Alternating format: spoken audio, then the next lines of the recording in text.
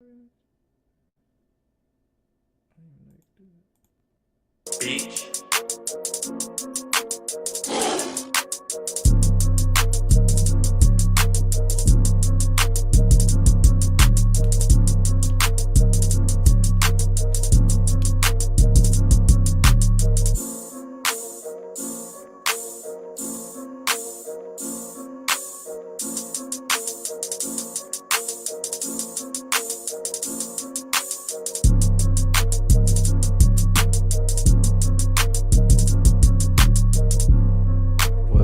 What's good, Black Bourbon Night? What's good, friendship is gangster.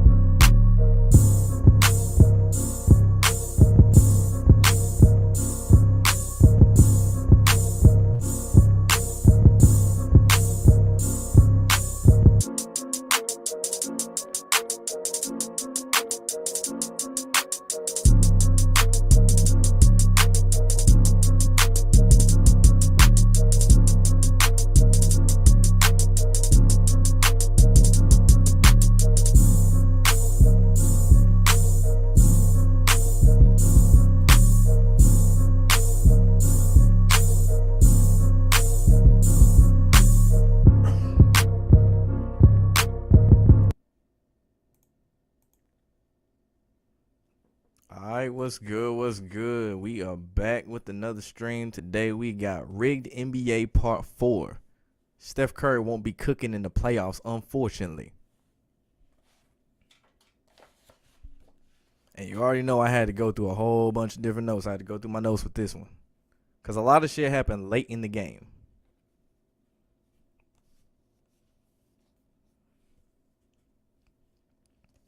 So the first one I'm going to point out is Steph Curry's three-pointer to make it 91-85, which was magnetized as fuck. And you got to look at, like, throughout the whole game, Steph Curry got a decent amount of magnet-assisted shots made. Like, there was one on the foul wherever he got fouled and he just flung it up.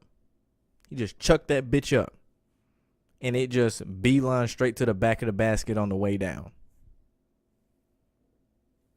And like whenever you hear it just hit the back of the metal iron, that's when you know it's magnetized. Or whenever it has that odd kind of roll effect to it, that's when you know it's magnified. Or magnetized.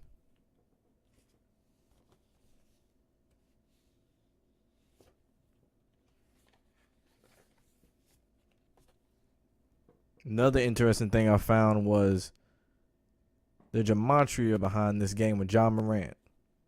Because the moment I saw this, I was like, yeah, Golden State ain't winning this shit.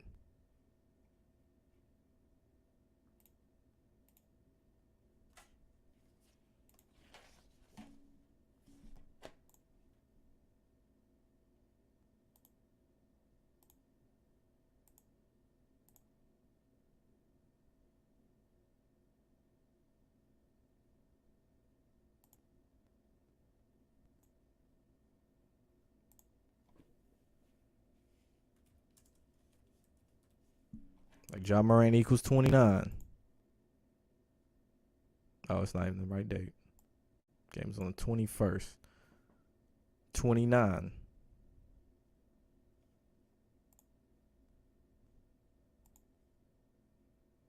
So yeah, that was what like got my attention.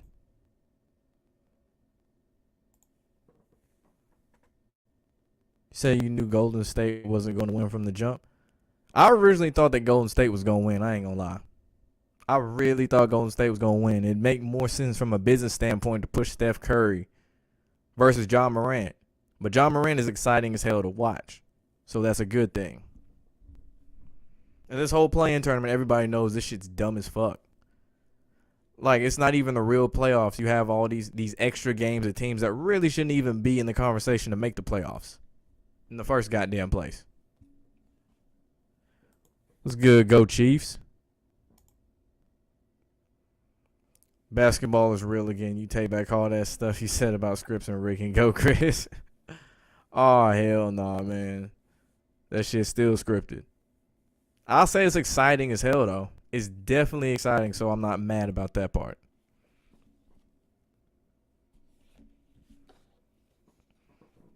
And then late in the game, Memphis started playing bad defense out of nowhere. And then they fouled the Warriors shooter on a 3-point shot that they know they shouldn't have fouled on. Then with 2 minutes left in the game, late in the fourth quarter, Memphis started taking all these inexplicably bad shots. It's like super contested shots. Or just jacking up wild shots. You know you could either dribble closer to the basket and take a shot and just jack up whatever the fuck you did. And then when it was 97-95, John Morant missed a layup. It was Magnum manipulated because it like rolled around like it wanted to go in, and then it just rolled the fuck out.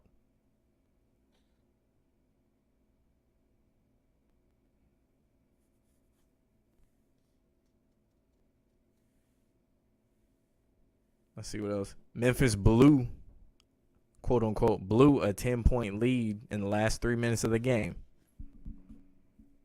Like, are you serious? You can pick this shit up because every time you look at a game and one team looks like they've been kicking ass the entire time, just look at the style, or I ain't gonna say the style, but the tempo that they play with, the number of passes that they're throwing. Because whenever you notice that they go on runs, they make as few passes as possible, and it's a higher tempo. Versus whenever it's a slower half-court game where they make a lot of unnecessary passes. It's like you know you had the lane right there, easy for the layup, but you chose to pass it to somebody else who had no business getting the ball in the first place. Like I saw Golden State do that. That was late in the fourth quarter. There was one possession. They scored on it. It was Kevon Looney off the backboard. But they made way too many passes. I saw them pass up at least 2 legitimate shots at layups. Just easy shots.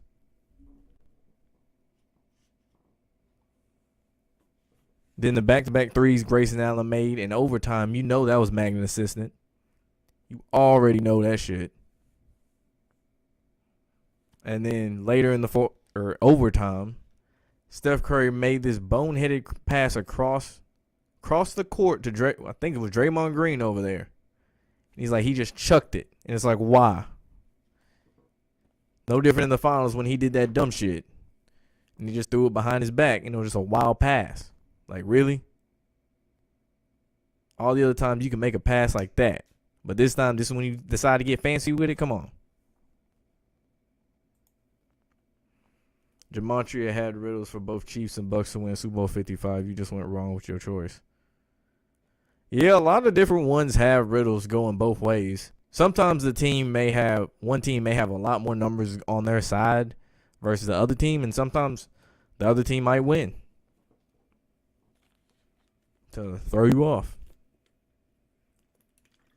Make a better story.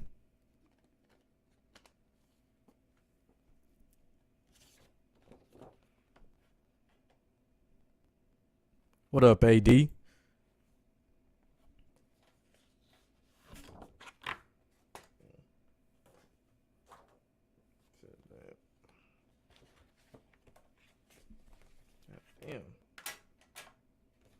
Yeah, I was surprised that the Warriors were like that too. I was legitimately surprised. I really thought Golden State was going to win. It was going to be dope.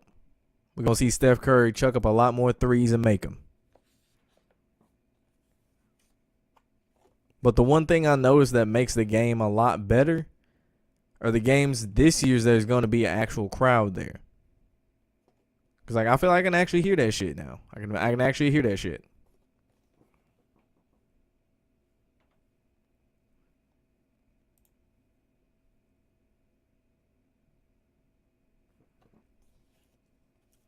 Interesting thing, this ain't even really about technically last night's game, but LeBron James scored 24 points. I'm sure I've mentioned this before. 7 rebounds and 8 assists the night Kobe was inducted into the Hall of Fame. Like all of this shit that surrounds Kobe Bryant. Going back to last year.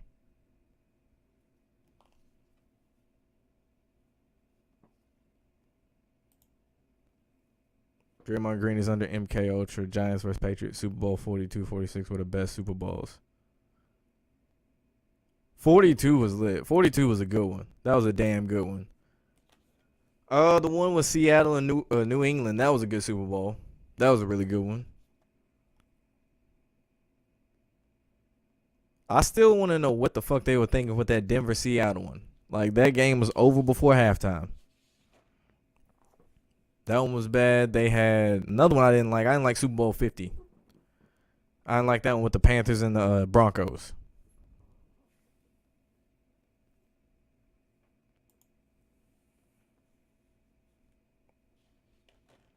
No Curry. Who would they push?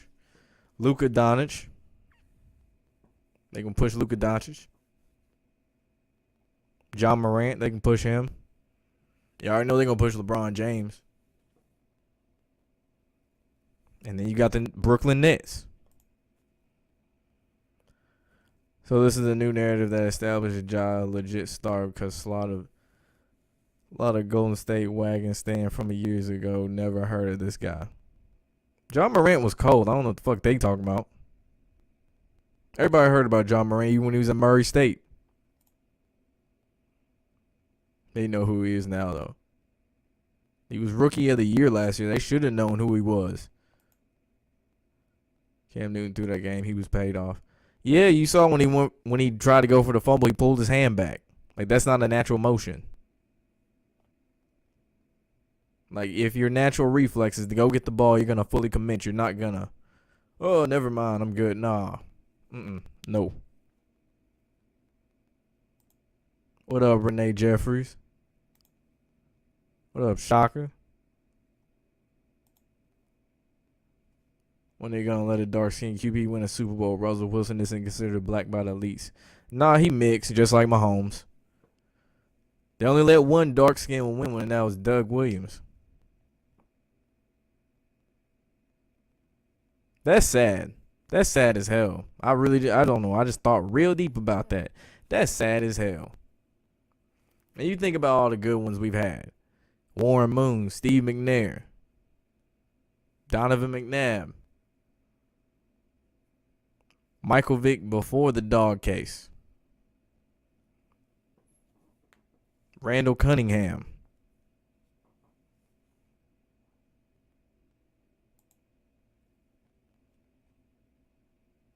The league is full of mixed guys they push. Yeah, they want to push that mulatto shit.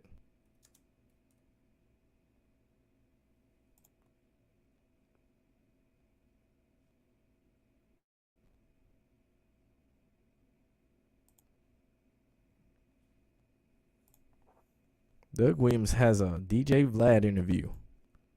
I'm actually surprised by that.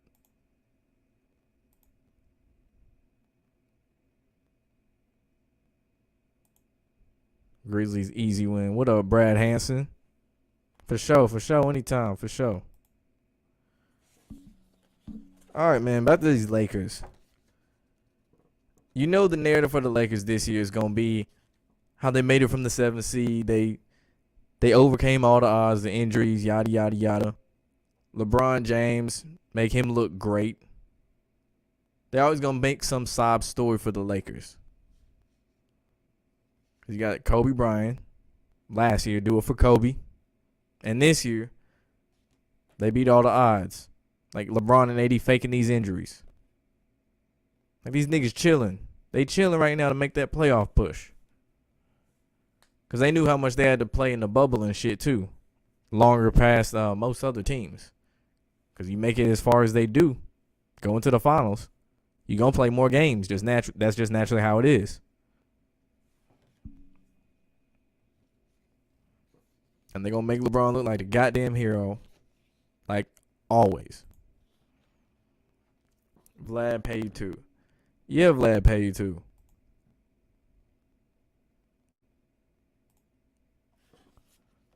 Everybody know Vlad the feds. It ain't a coincidence anytime a nigga get up there and tell what they did illegally, they get arrested shortly afterwards. That's not a coincidence. It's happened too many times. And then the police ask questions and shit. Like the way Vlad asked them, they're so particular. Like if you listen to the wording of the questions, it's like, you know this nigga on some police ass shit. Like Pee Wee Longway did the best. He just sidestepped all those questions like Barry Sanders on the football field. LeBron has sacrificed that all-time scoring though. Yeah, that's the thing. He does a lot, allegedly. Yeah, Kobe, and then you had Terrence Clark.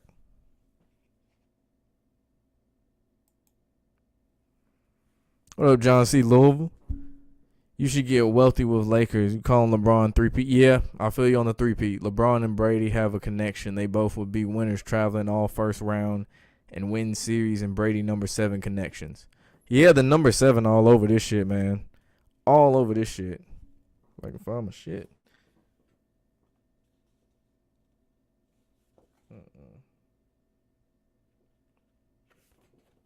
Damn, where is that shit?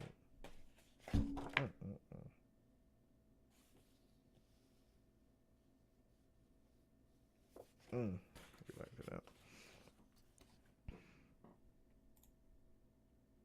But that's how you know those guys that go to Vlad with snitching interrogation rooms. True, he's had some niggas who snitched on there. He's definitely had some niggas who've done that. That's another thing I just picked up on that pattern. He does have a lot of niggas who done snitched and shit up there.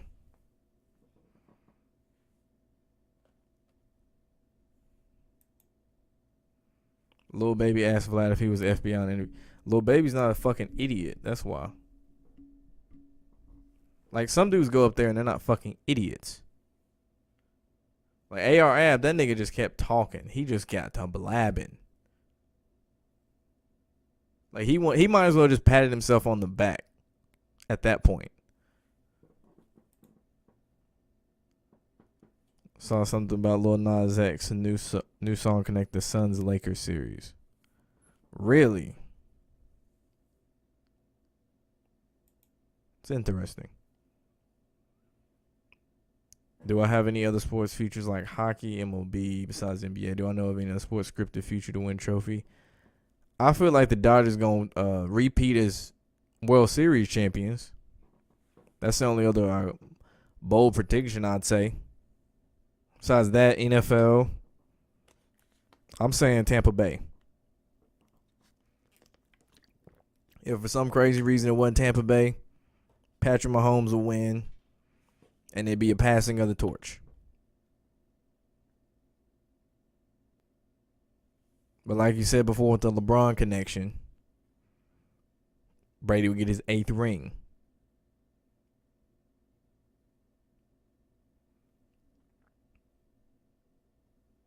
And the 7th connection, that's what it was. I remember now.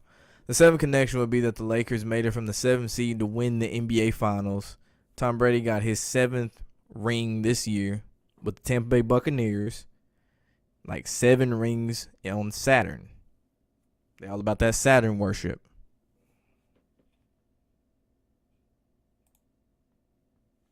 Doing good, man. Doing good. But, like, that's why you see a lot of these athletes and actors and shit, they wear all this black. When you see them in commercials, they always wearing black. Jamie Foxx in the BetMGM, was he wearing black? Steph Curry in that, what was it, Mazda? I think it was Mazda. He went inside this grocery store. He had 2 things of milk. One had a red top, one had a blue top. And what he was wearing? That black jacket. That's showing you they took the dark path.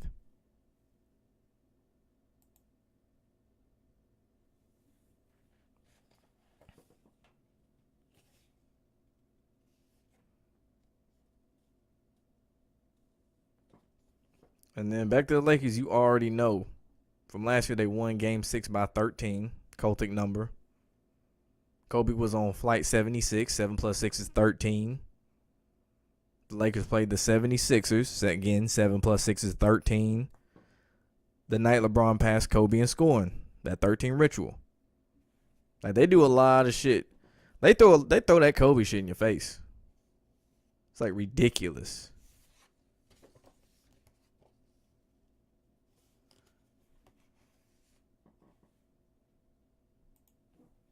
Word, that's what's up. Dinner's tight.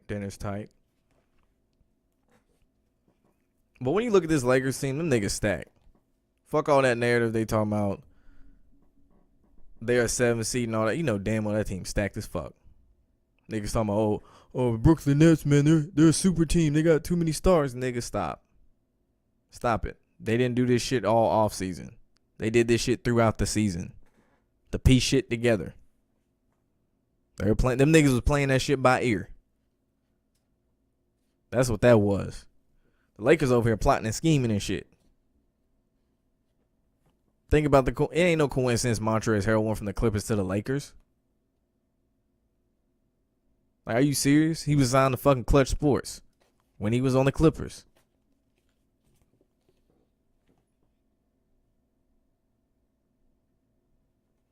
When you look at that shit, you got LeBron, Andre Drummond, Dennis Schroeder, Wesley Matthews, Anthony Davis, Kyle Kuzma. Who at times that nigga catch fire. Nigga just catch fire. I don't know what it is about that blonde hair or something. Maybe programming or something. I don't know. Allegedly. But, like, that nigga just caught fire. That nigga went blonde. He went Super Saiyan on niggas. And you got Mark Gasol. So this team got players on it. It's not one of those where they could really even say LeBron carried the team. Oh, LeBron. Nah. They better not say that shit.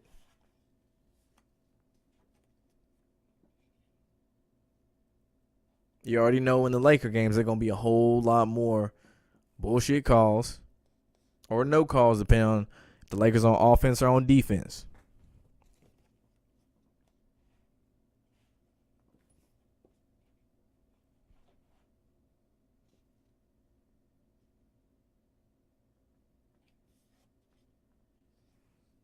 I already know there's a shit ton of magnetized shots made. A shit ton of them. Like, I feel like in the playoffs, they have them way more than any other time besides the All-Star game. Like, late in the game, all of these clutch threes, my nigga, nah. We ain't buying that. We ain't buying that.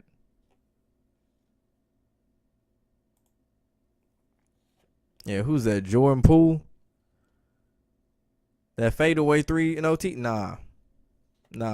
That's magnet. Nah, sir. Your feet weren't set when you shot that. No, sir. Nah, sir.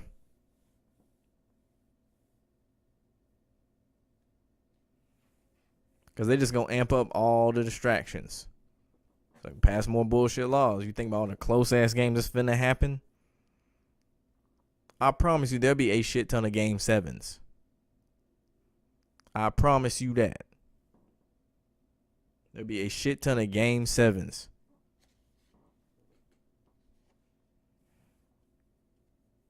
And then they going to find a way to make it easy on LeBron. Because we all know LeBron don't really like to play. He want the easy road.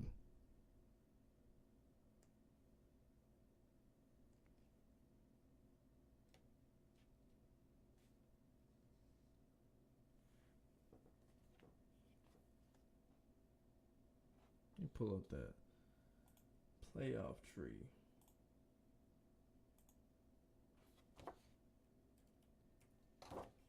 That bracket at.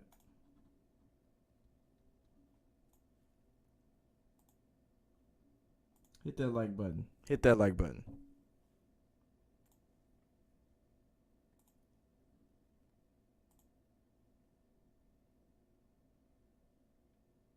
Yeah, this should be. Oh, no, it's the bubble. Niggas tripping.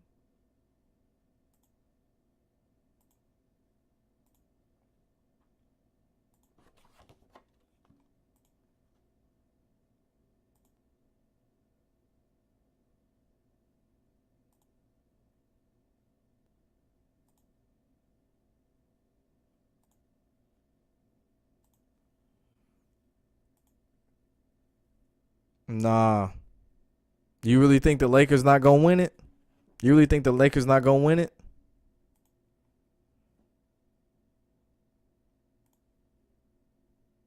If the Lakers ain't gonna win it, who gonna win it? Tell me that.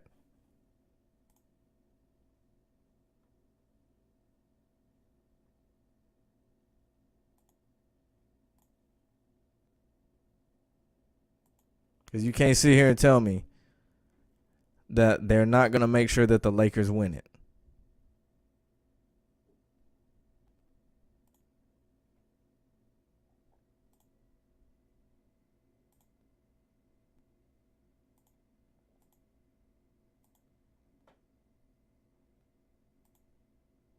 Yeah, all right, here we go.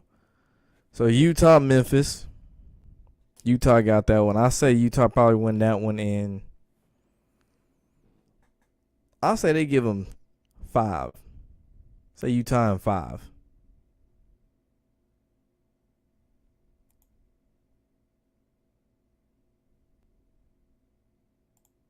That nigga said you don't know he watched football. Yeah, I fuck with football though. That's for sure.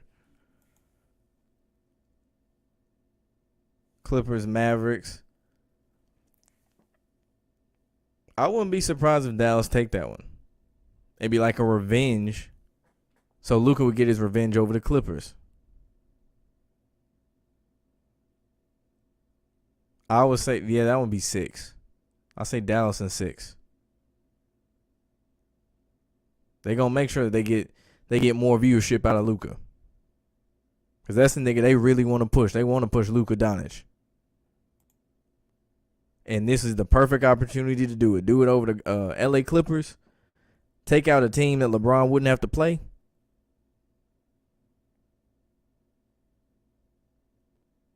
You got Denver and Portland.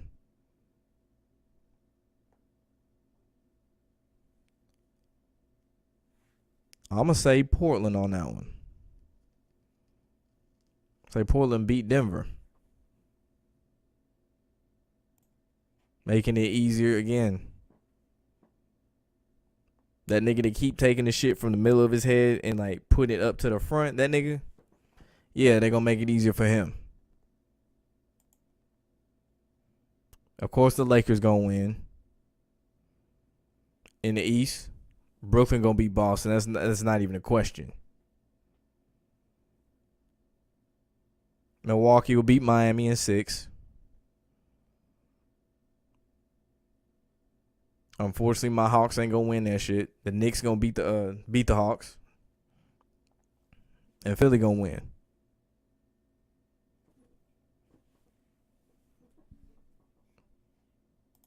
But looking at this, I'll say the most exciting one in the East.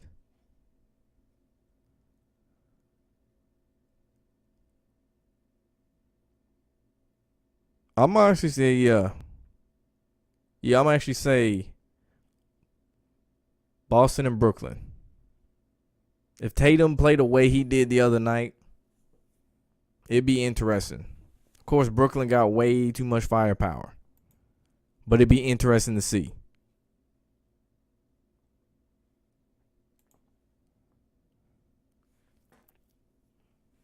Giannis versus Jimmy Butler. That'd be a good one.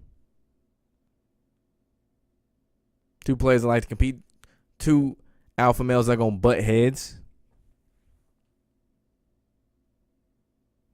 But the one that I see right now that is just...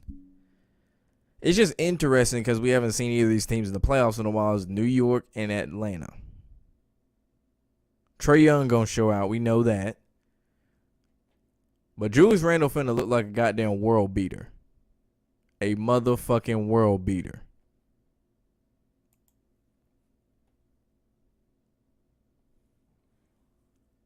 Philly, Washington, Russell gonna get triple doubles.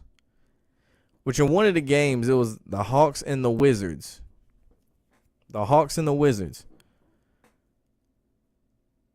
There was a point in time where none of the players besides Russell Westbrook went for the rebound. And it was like in the paint. In the paint. And no one made an attempt to get the rebound. It's like they all boxed out, but then like they saw it and didn't do shit. They didn't even react. And if you play basketball, you should know there's a certain reaction whenever you see a loose ball. There is a certain reaction. Your feet cut a certain way, and you just take off. Get them quick twitch muscles kick in. None of that. It was like a bad glitch in 2K.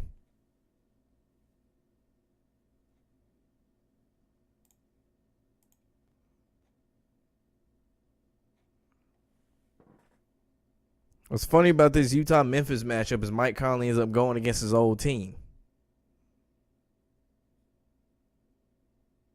If that ain't scripted, I don't know what is. Like, you look at that, and then you look at the rematch of the Clippers and the Mavericks.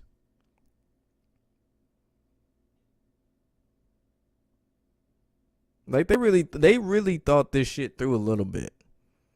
It's when you get to the Lakers and shit, and the Portlands and Denvers, that's when it's like, they just did whatever with it. They know that they're not going to win. They already know who's going to win. It's like, yeah, just fucking, we don't care. Put Lillard out there. Put out Jokic. We don't care. They're going to lose LeBron. That's all that matters.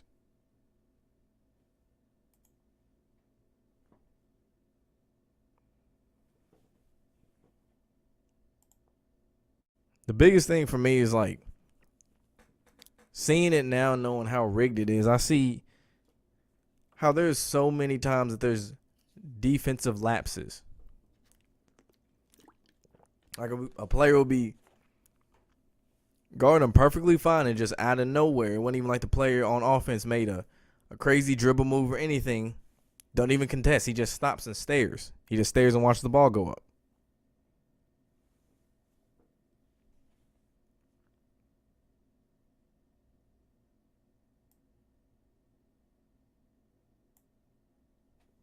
Like I was saying, in college, you see more contested shots than you see in the NBA. Because of the style of play, college isn't highlight driven. It's more fundamental based. So you got to do a lot more passing, driving. Get fouled a lot. Go to the free throw line.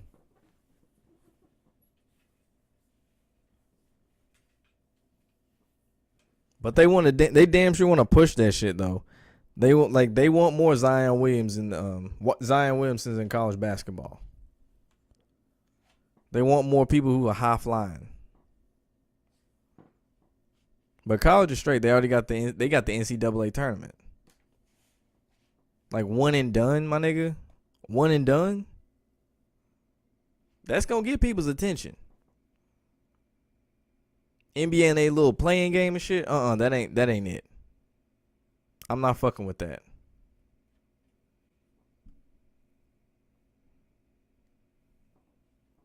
But it's no difference in the NFL getting an extra wild card game. That's the same shit they did.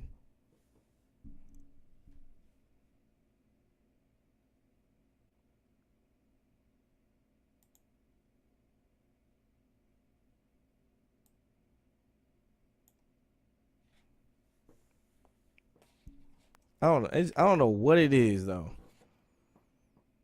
But the whole regular season, I was just like, man, fuck the NBA regular season. I don't care. Lakers gonna win. Then as soon as the playoffs come around, I'm interested again. Obviously, I'm looking at it differently. Like I already know who's gonna win. I can see the bullshit. But it's just, how I'll put this. I can enjoy it for the entertainment that it is.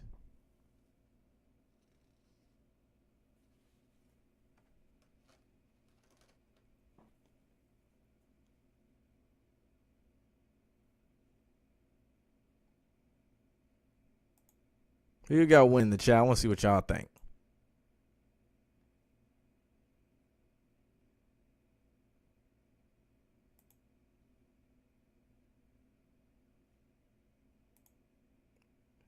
See what shit.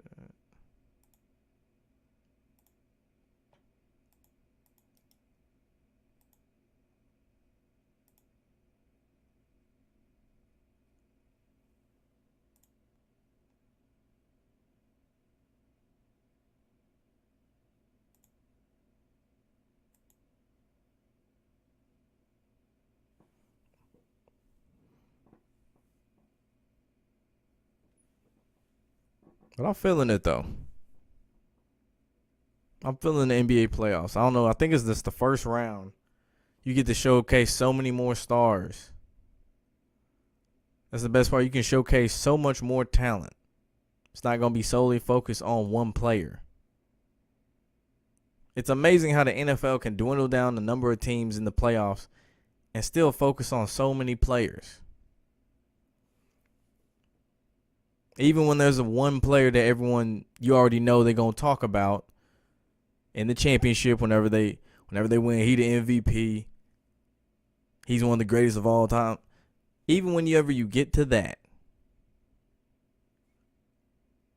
they know how to share the shine. Because a quarterback can't throw to himself. Quarterback can't hand the ball off to himself and run. Quarterback can run though, but it's not the same.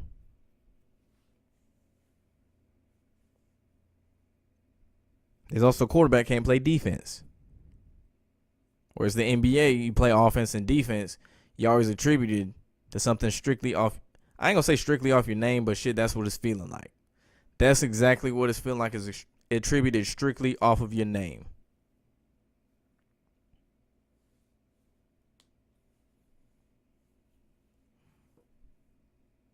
And I'm not saying any niggas can't hoop or shit.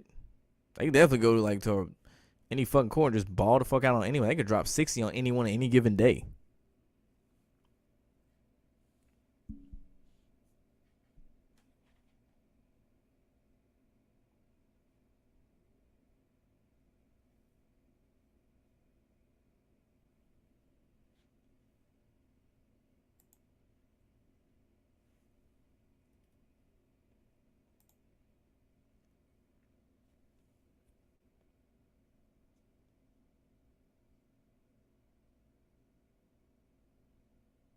Them niggas already got the bet nods up and shit. God damn.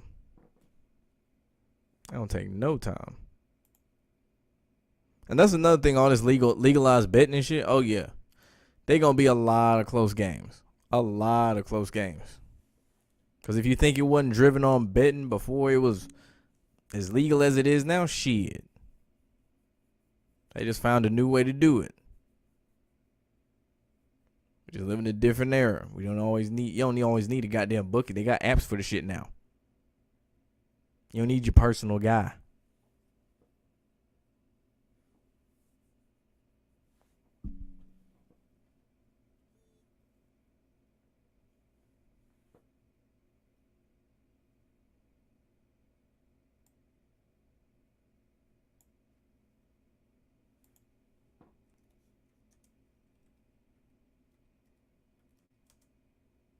That's crazy though. LeBron James calls Steph Curry the MVP and he ain't even in the playoffs.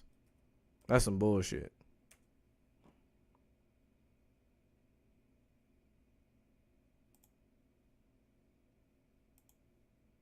That's some motherfucking bullshit. What's good with you? What's good? Nah, shit, man. Watch it, streaming. Shit, I just got off work about an hour ago. That's what's up. Shit, I'm just eating dinner. Yeah. You catch any of that game though? Huh? You catch any of that game, the Warriors Grizzlies game?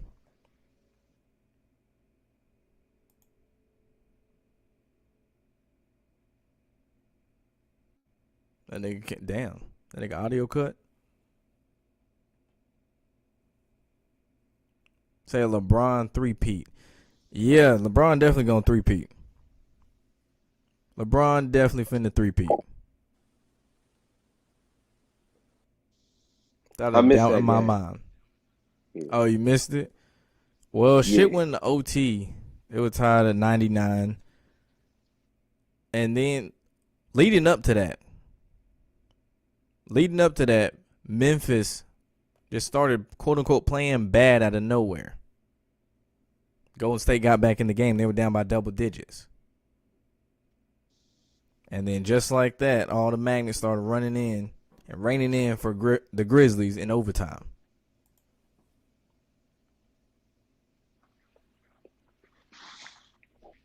Three-peating, you wealthy. That's what's up.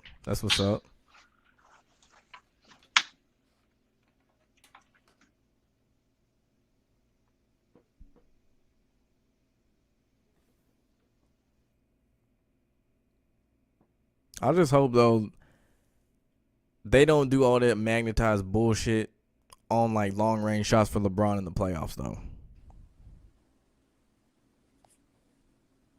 Cause that shit annoying. That should be annoying as fuck.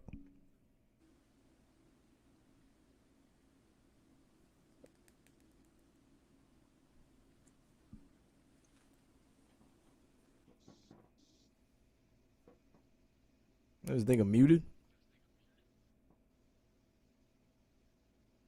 Hold on, you can hear me? Yeah, I can hear you now. Oh God, it was freezing up. Oh, okay. I got you.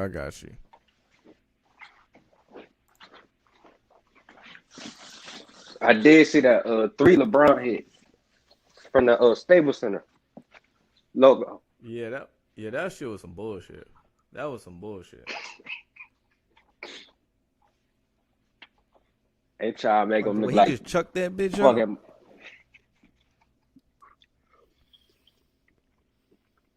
Mm-hmm. And it looked like one of them Steph Curry threes too. Like he already knew it was gonna go in. Like everybody know LeBron ain't got no good shooting for him. Everybody know that shit. Oh, hell no. Hell no. And then you think about whenever he was always bullying the Raptors, all the mid-range shots he was making, like he couldn't miss. That shit makes sense now.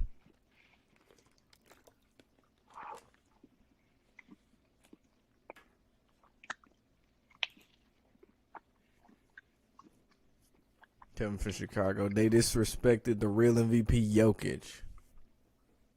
I tried to give the little guy Curry the MVP for carrying his team in the first round play and exit.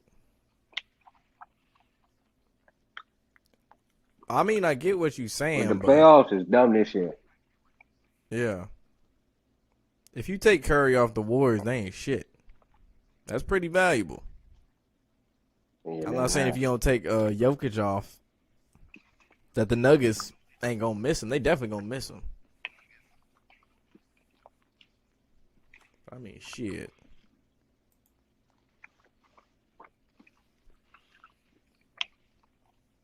What was you finna say though? Oh no, I was just listening.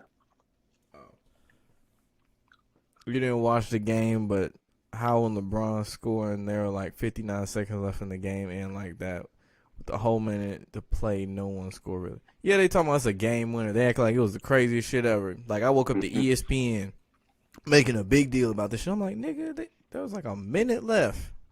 They had multiple possessions. That is not clutch. That is not a game-winning clutch shot. I don't know where we keep moving the goalpost for this nigga. And then the whole sop's like, oh, his eye.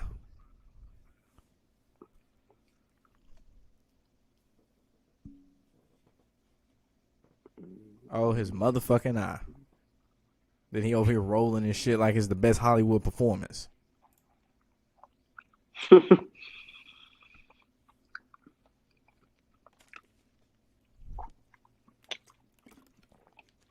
I can only imagine what it's gonna be like when he get that three-peat. Me too. So nothing happened in that whole minute, not even fouls for free throws. Yeah. It's just there's a different feel when you watch a LeBron refereed game. The whole pacing just feels off. All of it just feels. It's just, you know what I'm talking about, Blackbird. Something just ain't right about it. Whereas other games, other teams will play the shit it flows better. But with LeBron, something odd just never adds up. J.R. Smith just wasn't paying attention to the score or any of that. Okay, that's not weird.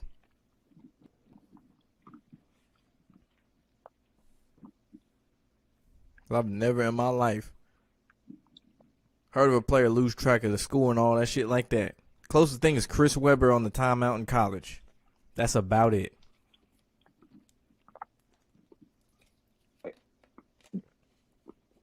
J.R. Smith on the what's it called? The MK Ultra 2. Oh yeah. Hell Yeah, yeah. you remember that time he walked up to Jason Terry and dapped him up when he was supposed to be playing defense? Oh yeah, I did see that. That nigga walked the fuck over there. It's just, I don't know. That nigga funny though. He just walked there like it wasn't even shit. It's like, okay, it's my nigga. All right. But now you're a 2-time NBA champion. Ain't that some shit? Got more rings than Allen Iverson. Man, don't say that. Don't say that. They robbed him. You know they robbed his ass. They changed the dress code because of him. You can't wear do-rags. You can't wear any of his books. Like, what? And then even when he tried to wear them, rock them tights, because that was a thing for like a couple weeks in the NBA around, it was like 2006, 2005, 2006. Players were rocking tights under their shorts. And then the NBA outlawed that shit. It's like, you can wear long socks, but you can't wear tights because it sells sex, quote unquote.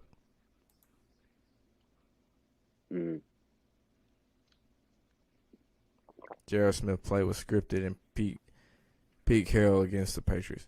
Yeah. A lot of these quote unquote boneheaded calls are scripted. Shit. Dodgers raised almost said Super Bowl. World Series. The Rays sat Snell when he was killing it. I mean, niggas couldn't hit his pitches. And then they just sat him. Malcolm Butler. Where he was that's another. when they got benched. Yeah, I would say even if they didn't bench him, they still would have lost. Yeah, their defense was horrible that game. And there's even a side storyline. It was I think it was like a little mini documentary. I don't know. I just went on a YouTube rabbit hole, and they were saying it was because of the beef between Tom Brady and Belichick did it on purpose to spite Tom to show him, hey, you need me.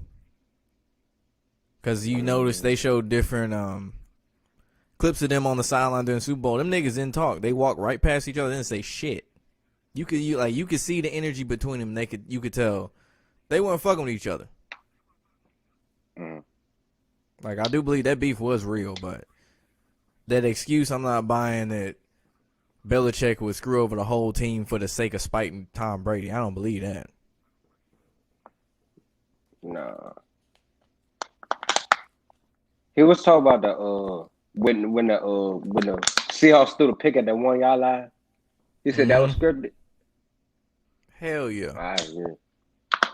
That don't even make sense. If I remember correctly, there was like 21 seconds left on the clock or something when it happened.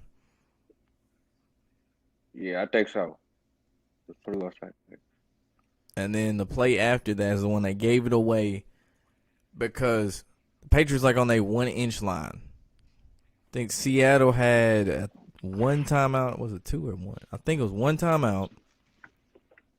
New England looked like there was about to do the QB kneel. But they would have given a safety if they did that. And Seattle would have gotten the ball back with the timeout and could have won the game. But instead, linebacker from the Seahawks walks the fuck over. He doesn't even jump like offsides like he was going to go after the play. He just had his arms out and just walked across. And gave the Patriots extra yards so Brady could kneel. Oh, yeah, I do remember that now. They could have kicked the field goal. If they would have got a safety, they would have won the game. Exactly. I don't think that catch by what's his name? Baldwin. I don't think that was scripted. I remember the one where he was like, who was the nigga? Nah, the dude who was squirming around who caught that shit. To even get him in the red zone. What was that dude? Was it Javon Curse? Not Javon Curse. Oh, yeah, that was Curse. Nah, Curse Javon Curse was Baldwin, nigga. Nah, Javon Curse played for the Titans. Nah. What is his name? I know it ain't Javon Curse. Oh shit, yeah it is. Yeah it is. Oh, Jermaine Curse. Okay, Jermaine Curse. Jermaine Curry. But yeah, he was squirming around. Now What up, that Wizard Kid? He was squirming around and caught. That shit was dope. That shit was dope. That shit do take a little bit of talent. that wasn't scripted. Mm-mm.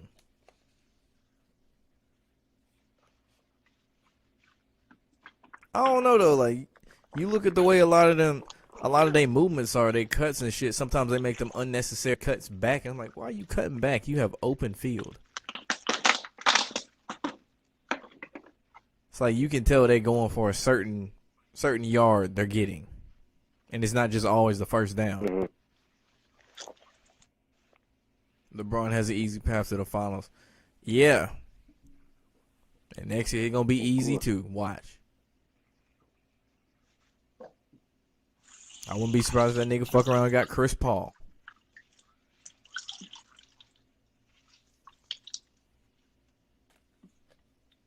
Cause you already know what that That will be storyline will interesting, be. though. Chris Paul wear like what, number 3? And LeBron Carmelo. wear 6. And Carmelo. Shit, I don't know about. I actually know LeBron do stack teams, and he is friends with Melo and CP3. And I always thought that was weird. How the hell did Carmelo never have a? How did he not have a ring yet? Same with Chris Paul. It never made sense how come Chris Paul don't have a ring yet? Because you know how much power he got in the Brotherhood, allegedly. Mm-hmm.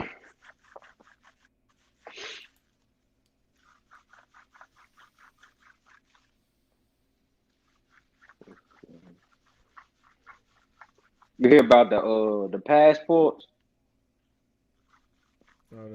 Vaccine passports? Yeah. Yeah, they on that whole shit.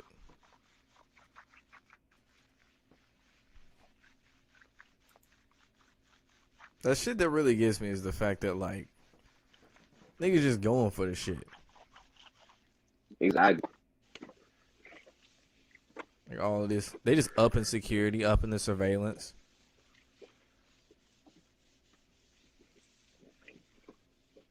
Now they showing some states are against it, quote unquote. You know, they got to go with the narrative. Yeah, like Florida. Yeah, Alabama. Like Florida and Southern Texas, states that's like, what they claim. you know, southern states like, man, fuck you and your goddamn passports. Better keep that mentality, though. That's all I got to say.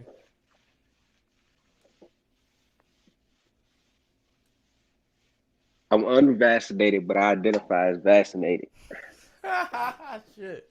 I heard that earlier this week. Someone said that shit. Who started that? That's genius. That's genius. I really want to know who the fuck started. That's goddamn genius. Me too. I'm going to start saying that shit. I ain't vaccinated, but I identify as vaccinated. Ain't that some shit?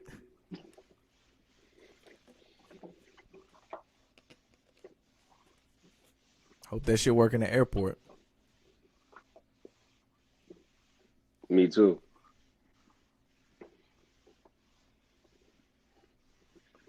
God dang.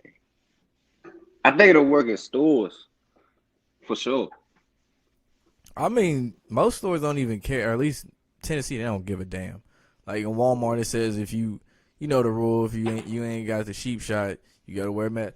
Walmart don't give a fuck. You walk right in. Damn near everybody ain't got one on. Like Walmart employees ain't finna just stress over all these people like asking people this shit. At least not yet.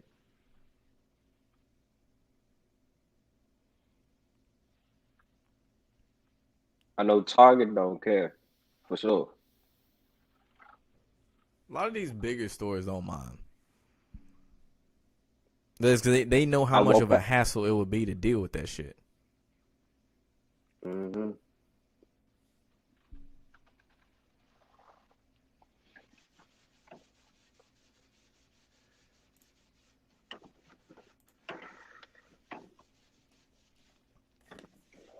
All I know is I don't want to see any of them hand readers and shit like they had at Whole Foods in Seattle. I ain't with that. I ain't with that one bit. They had what? In the Whole Foods, it was partnered with Amazon. They got this palm reader. It's like a red scanner. You just stick your hand there, and that's a new way to pay. Hell No no. wallet, That's like no the fucking phone. chip. Exactly. Nah, hell no, I'm not with it. I was watching what's that movie? Eagle Eye today. It's like a 2008 movie with Shia LaBeouf. And it's like all of these different things happen. Mm-hmm. He keeps getting these phone calls, all these crazy events happen. It's just being controlled by this computer called Eagle Eye. And it talks about how the FBI is spying on everyone on their phones, even when the phones are off. Like, they're blatantly saying all this shit. They're showing how they can hear it on every single conversation, ping in where you are with your cell phone and all this shit. Like this big ass AI database that can just control traffic lights anywhere, I believe buses, that. all this shit. It's like, nigga, this is iRobot without the robots.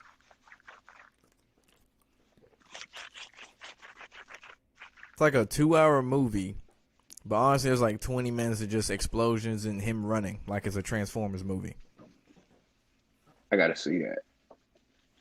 Yeah, it's pretty good. I started watching Social Dilemma, but I ain't I finished didn't it get yet. to see that one. I saw what was it on Netflix? Something about robots. Saw a couple episodes about that one. The first one, it was like robots were more advanced than people. And the robots, there was like a domestic robot that was kind of like a Roku, just roamed and shit, but it can do other shit like laundry, cook stuff, all that stuff. And it just turned into a straight killer with lasers and all this shit. I'm like, the timing of these shows they dropping. It's like predictive programming, basically. Exactly. And it's like the more blatant it gets to, they just start not even trying to hide the shit. I don't care.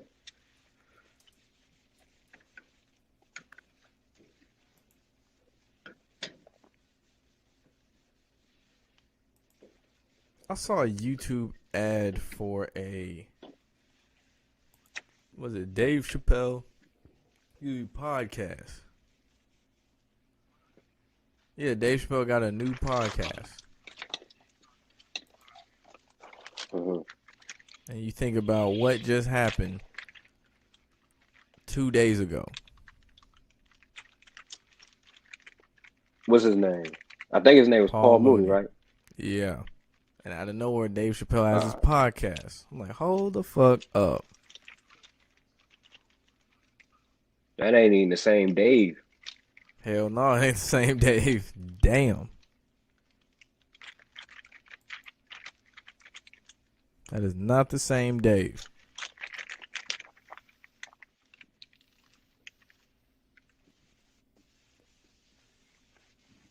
Because apparently one of his cousins said he was acting different. I mean, shit, anyone with common sense can see, like, the nigga nose changed. His shit got round out of nowhere. And he got, like, swollen and shit. His face got, I feel like, smaller, too. Mm-hmm. And fatter cheeks.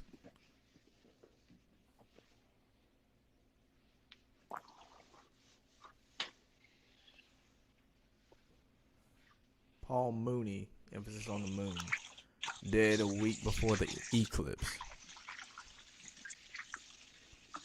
Yeah, don't be playing about that number shit and that date.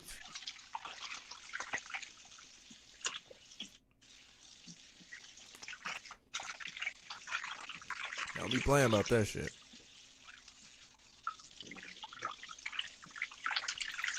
Oh, I'm finna grab me a water real quick. I remember. Oh, Hit God. that like button. Hold on one sec.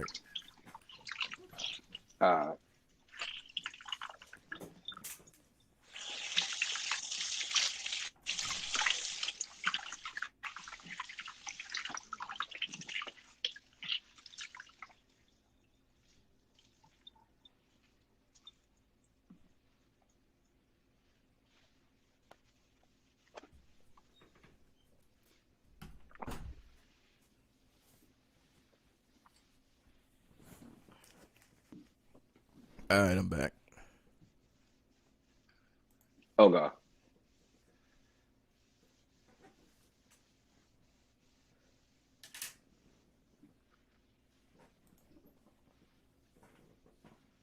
Yeah, I see the Lakers pregame show against Utah 2019 with the core ring mask on person on the screen up in the arena. Basically 2019 foreshadowing the COVID mask and shit. I hate this well scripted. Yeah, they do. Yeah, they show that shit. Like with these movies and shit.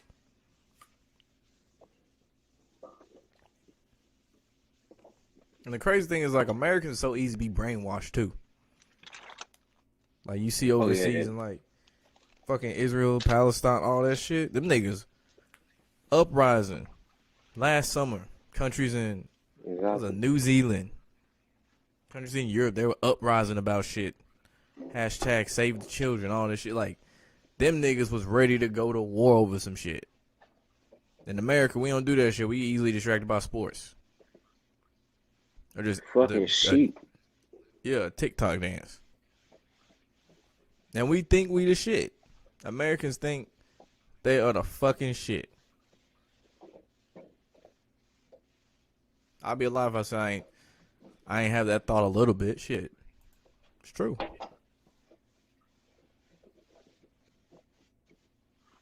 Kentaro Mora, who wrote the manga Berserk, died at 54 this week. Lunar eclipse equals 54 for reduction. You the manga he writes about an event called the eclipse where a person makes a sacrifice. Damn. To attain supernatural power. Yeah, them niggas ain't playing about that shit.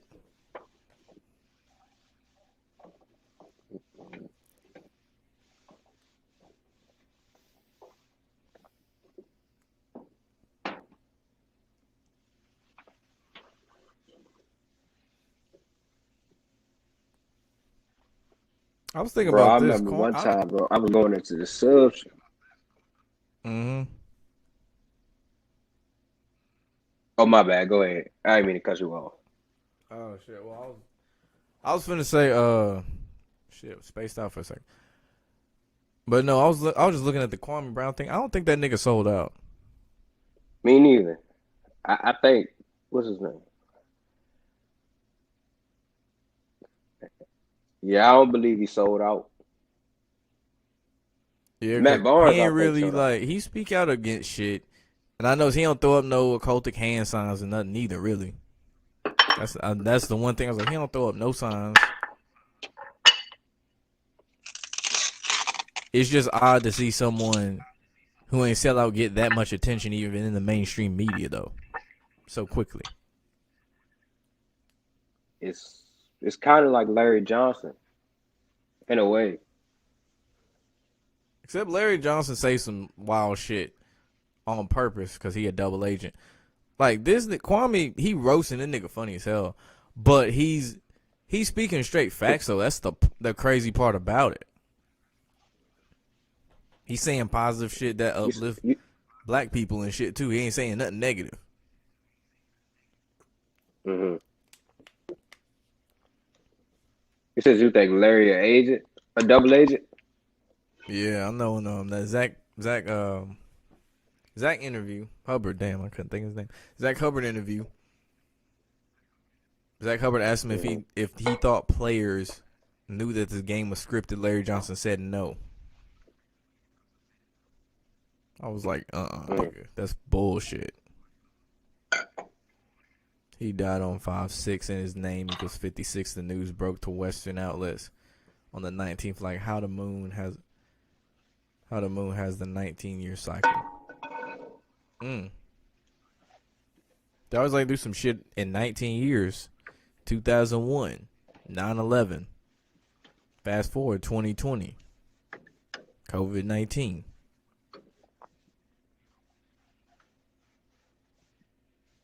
COVID-19 is some bullshit. Yep. It's weird because I feel like people get selective on when they want to give a fuck about it. Exactly. Now niggas won't care about their health all of a sudden. Before It's COVID, like, niggas wasn't giving a fuck. my biggest thing is this, because I don't know if you was raised this way, but when I was a kid, my mom would get on anybody who walked in the house if they didn't wash their hands. Like, that's the first thing you do. Even to this day, even before all this COVID shit. First thing I do when I get home is wash my motherfucking hands. I don't understand where people got off that they think they ain't got to wash their hands, and all of a sudden, now they care about washing their hands. Facts.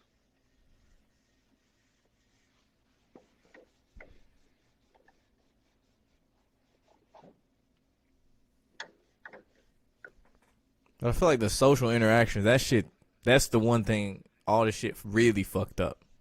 Because it made us even more reliable on technology.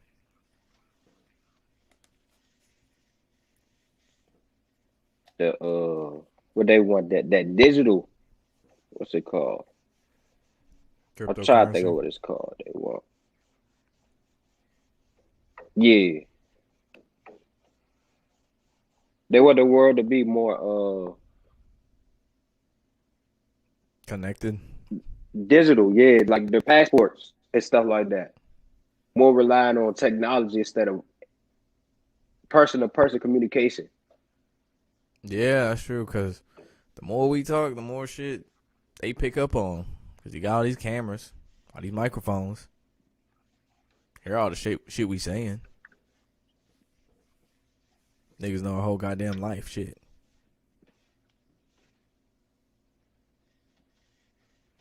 You don't think Kwame won the initiator? You assume that's why they went so hard to malign him all these years. He really is saying some real shit. Yeah, that's what I'm saying. Nothing strikes me about him selling out. Kwame Brown did not sell out. No wonder why his career didn't look great at all. Yeah, he played longer than people give him credit for. He's such a quote-unquote buzz. That nigga was in the NBA at least, what, 10 years? Something like that.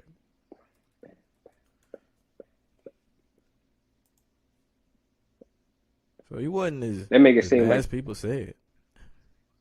Exactly. He retired in 2013. Played 22 games with the Sixers. Let's see how many points he scored. 1.9. His third year, he averaged 10.9 with the Wizards. That was his best points per game. 7.4 rebounds.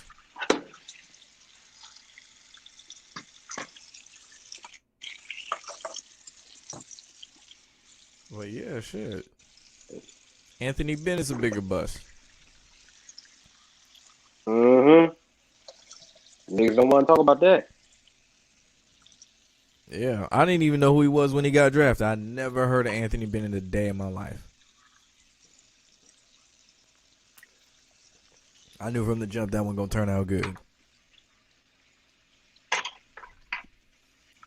What year was he in the draft? 2012, right? Where Anthony Davis and all them. Yeah, Anthony.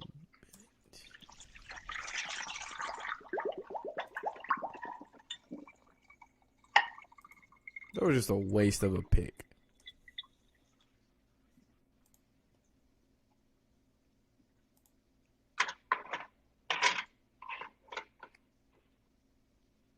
Actually, no, it was Anthony Bennett, Victor Oladipo, Otto Porter, Cody Zeller, Alex Lynn, Nerlens Noel, Ben McLemore. Damn, that's a weak-ass class. That makes sense now, shit. Kentavious Caldwell, Pope, Trey Burke, C.J. McCollum.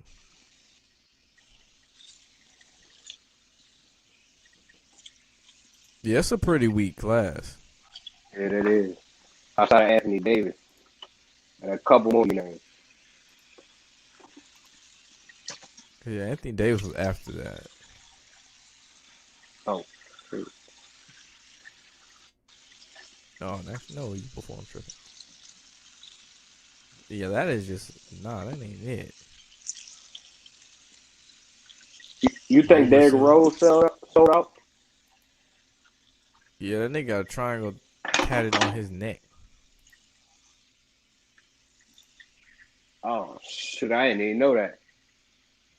Yeah, it's like a new tattoo. It's like someone made a YouTube video about that shit and him being an Illuminati. I was like, I knew it was gonna happen.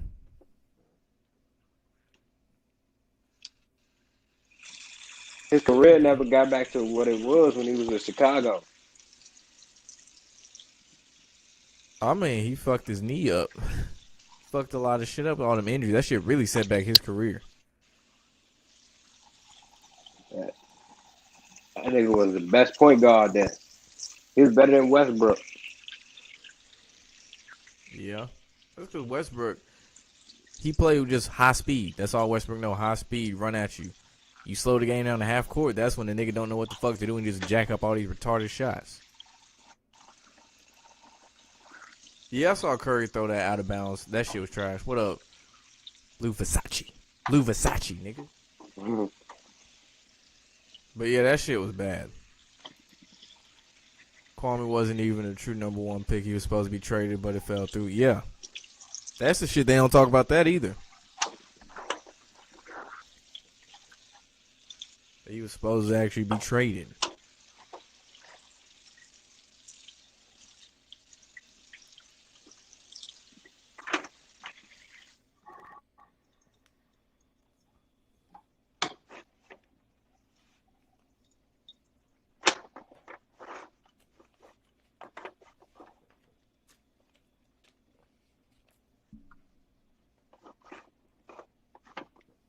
I heard this theory that the real Karl Anthony Towns was dead. And he was played by Fab Melo. Karl Anthony Towns? Yeah.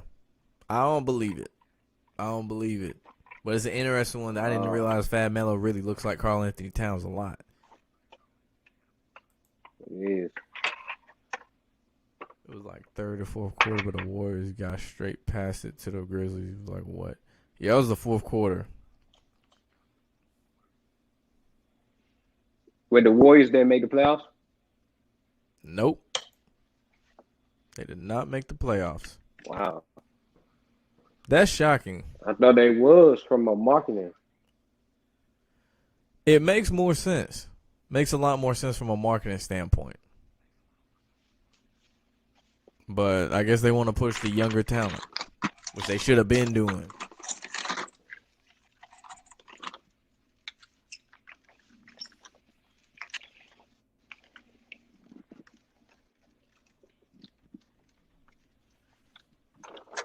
The Utah Jazz, it's like, who you going to really push on the Utah Jazz besides Donovan Mitchell?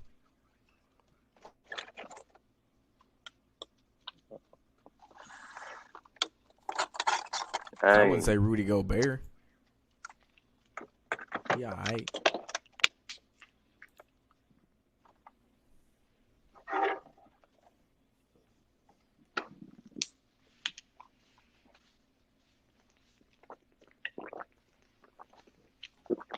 Had to get some water myself. Yeah. Stay with the water. I mostly drink water. I try to stay away from all the sodas and stuff like that. Yeah, I don't fuck with the soda. I do not fuck with the soda. It makes me sleepy. And it's bad for you. It's bad on your teeth because all that goddamn sugar. Mm-hmm. I'm been switching up to the alkaline water too. That shit good. It is good.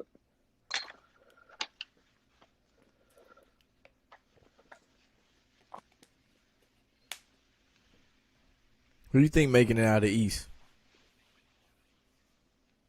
The East, that's either gonna be the Nets. I think the Nets or the Sixers. I hear the Sixers a lot. I see Nets and Sixers. That's what I hear. I'm going to say the Nets. Because they would have to rig a lot of shit for the Sixers to beat the Nets. Oh, yeah, definitely.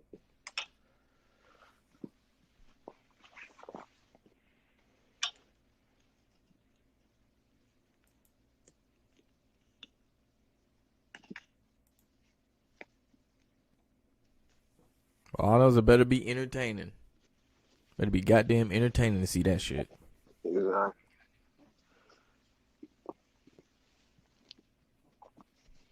The NBA is less entertaining than the NFL because the NFL you can't really necessarily predict who will win the Super Bowl, but in the NBA you always gonna know LeBron gonna be in it. Yeah. And when the Warriors had their run, it was the same shit. It's like, Golden State's gonna win. They got Kevin Durant. And guess what the fuck happened? The only time they switched it up was when the Raptors won. That was the only time they switched it up. I was surprised then. I was surprised at first, and then after I saw Kawhi make that shot against the Sixers, I was like, oh, yeah. Yeah, they really want them. They really want them to win it all. They don't do shit like that for no reason. Sixers are lit. You gonna go with the Bucks with the rigged angle. I still don't believe in the Bucks. Giannis can't shoot free throws. Me neither. Foul his ass. He ain't making them. He gonna airball one.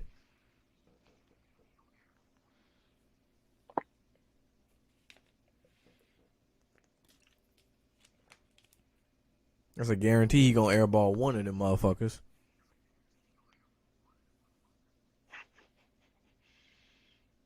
You worse than LeBron at shooting the free throws. Oh yeah. If Giannis ever got like a reliable jumper and a 3-point shot, he would be a fucking problem. Middleton would just hit a 3 after the 3. I don't know. He done hit some big shots in the playoffs, but I don't know about that. I don't know about that.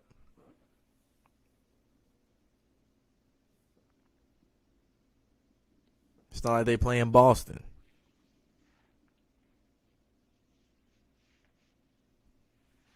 It's like, in all honesty, Miami didn't have any reason to be in the finals last year. Me neither.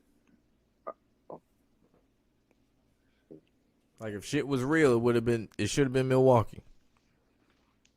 That's how I thought it was going to be Milwaukee. Man, somehow Miami ended up in there.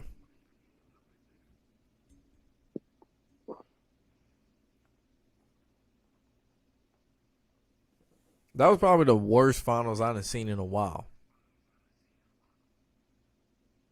And that's including all the Cavaliers. That's including the Cavaliers, Warriors matchups and shit. Like, it was just so obviously rigged. Mm-hmm.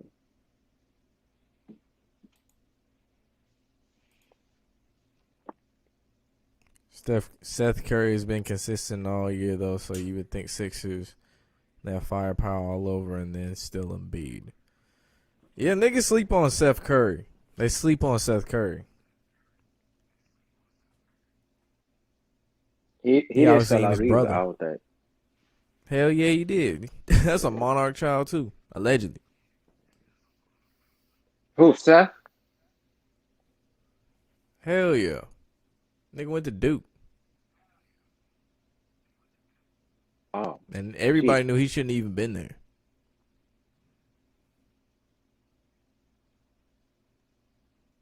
But guess who his brother is? Steph Curry, so that last name, it's like Eli. It's like Manning, Peyton, and then Eli. Eli gonna get in the Hall of Fame solely off of his last name.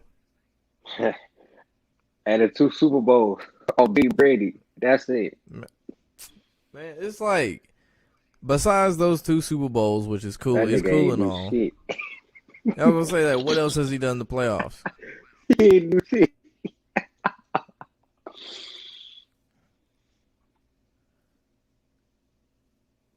Yeah. He barely even made the playoffs in his career. Obviously. Yeah, I say the Giants played a role in screwing him over in that too. Oh yeah, they didn't have an 09 for him. Like, yeah, imagine if they actually helped him. Shit. It's like, imagine if they actually helped, the Colts actually helped Andrew Luck. Gave him some, blocking.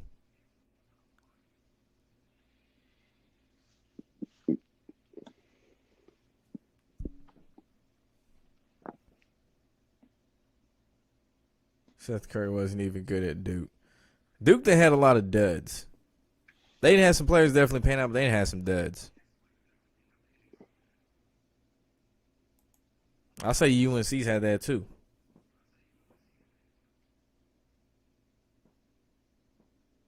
Because UNC don't take that one and done route.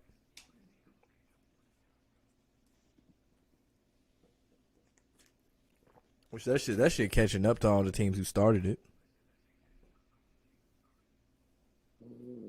Like Kentucky got passed up, Duke got passed up.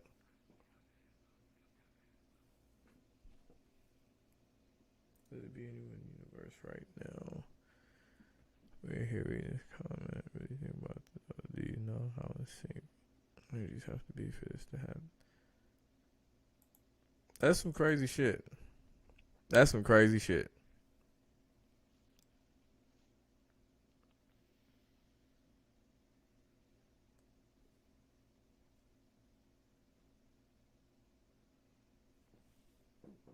I think Aaron Rodgers is overrated.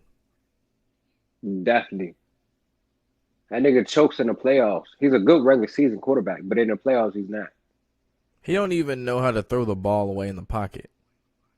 Oh, yeah. Like, that's the one thing. That's the thing that really fucks him up. He don't throw the ball away. It's either a sack or he got to make a play.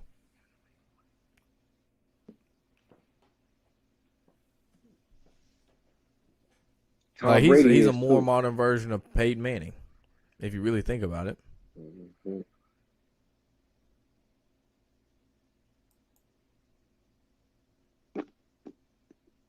Tyler Hansbrough, yeah, Kentucky got exposed. Yeah, man, Psycho T. Some of them you can just tell in college they ain't gonna be the best in the NBA. It's like, nah, this nigga ain't gonna make it.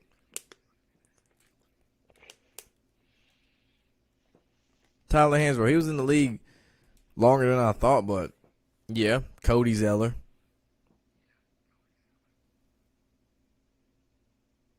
Say, really Tyler Zeller. Really Tyler Zeller for sure.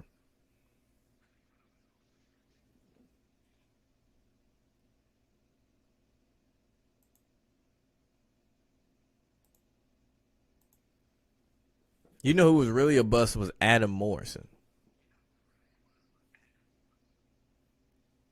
I never heard of him. White dude who played for Gonzaga. He had like a mustache and long hair. He was diabetic. He was on the cover of NCAA March Madness 2007. Let me pull that nigga up.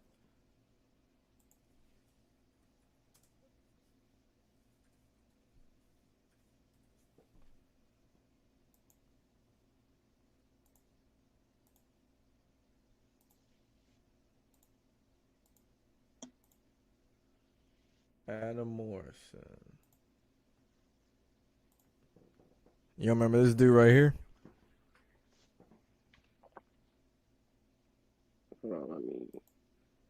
Nah. Yeah, well, he was like... What year was he drafted? He was drafted 2007.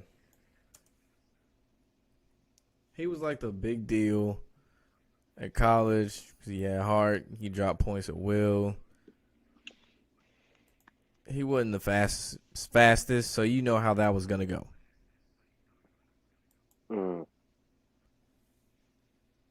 Yeah, that's like back when nigga couldn't take Gonzaga players seriously. Right now, when players from Gonzaga get to the NBA, they ready. They can hoop. Back then, nah, you can take them niggas seriously. Drafted 2006, third overall. Charlotte Bobcats.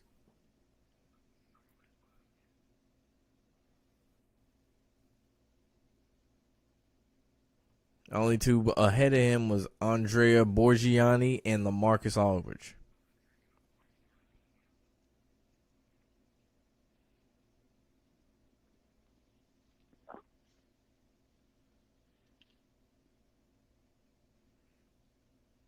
Damn, they say this nigga is not religious and does not believe in marriage. Okay. It's a random thing to say on Wikipedia. Yeah, type 1 diabetes. Who said they don't believe in marriage? Say what? Who said they didn't believe in marriage?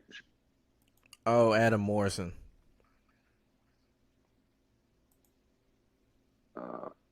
It is y'all business. Yeah, it's such a random thing to just throw up on Wikipedia, though. It is, right? The dude on Gonzaga this year is going to be Adam Morrison 2.0. Had to look him up. Drew Timme. Oh, yeah, I do remember Drew Timme. Jalen Suggs. Yeah, Jalen Suggs cold. Jalen Suggs can hoop.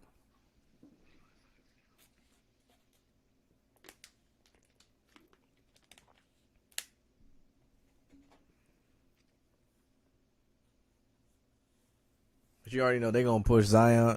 That's the nigga I'm surprised they didn't have in the playing tournament is the Pelicans. Like it says, the Spurs put the Pelicans there.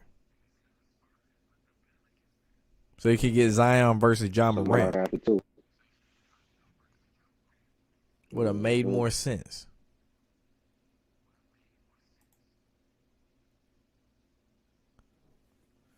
Adam Morrison is chilling on some farm somewhere still rich. That's what's up. Shit, it's like Kwame Brown. And then they got a tractor and he get on YouTube and roast the fuck out of niggas and expose them. Sounds like a pretty good life.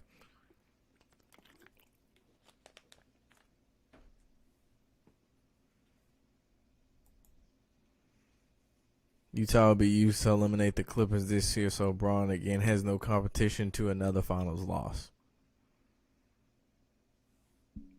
Nah, the Lakers winning. But yeah, I can see that, though. I could definitely see that.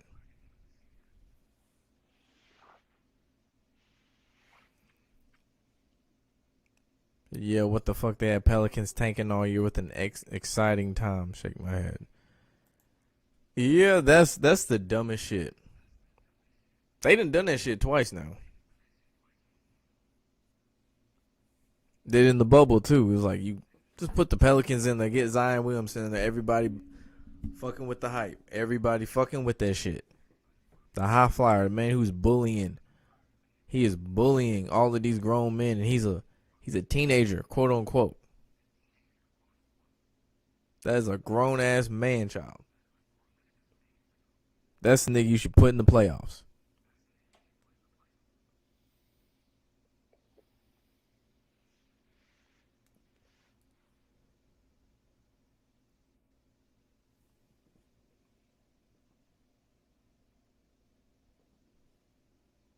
What up, Amarjeet Jawanda? That's an interesting name.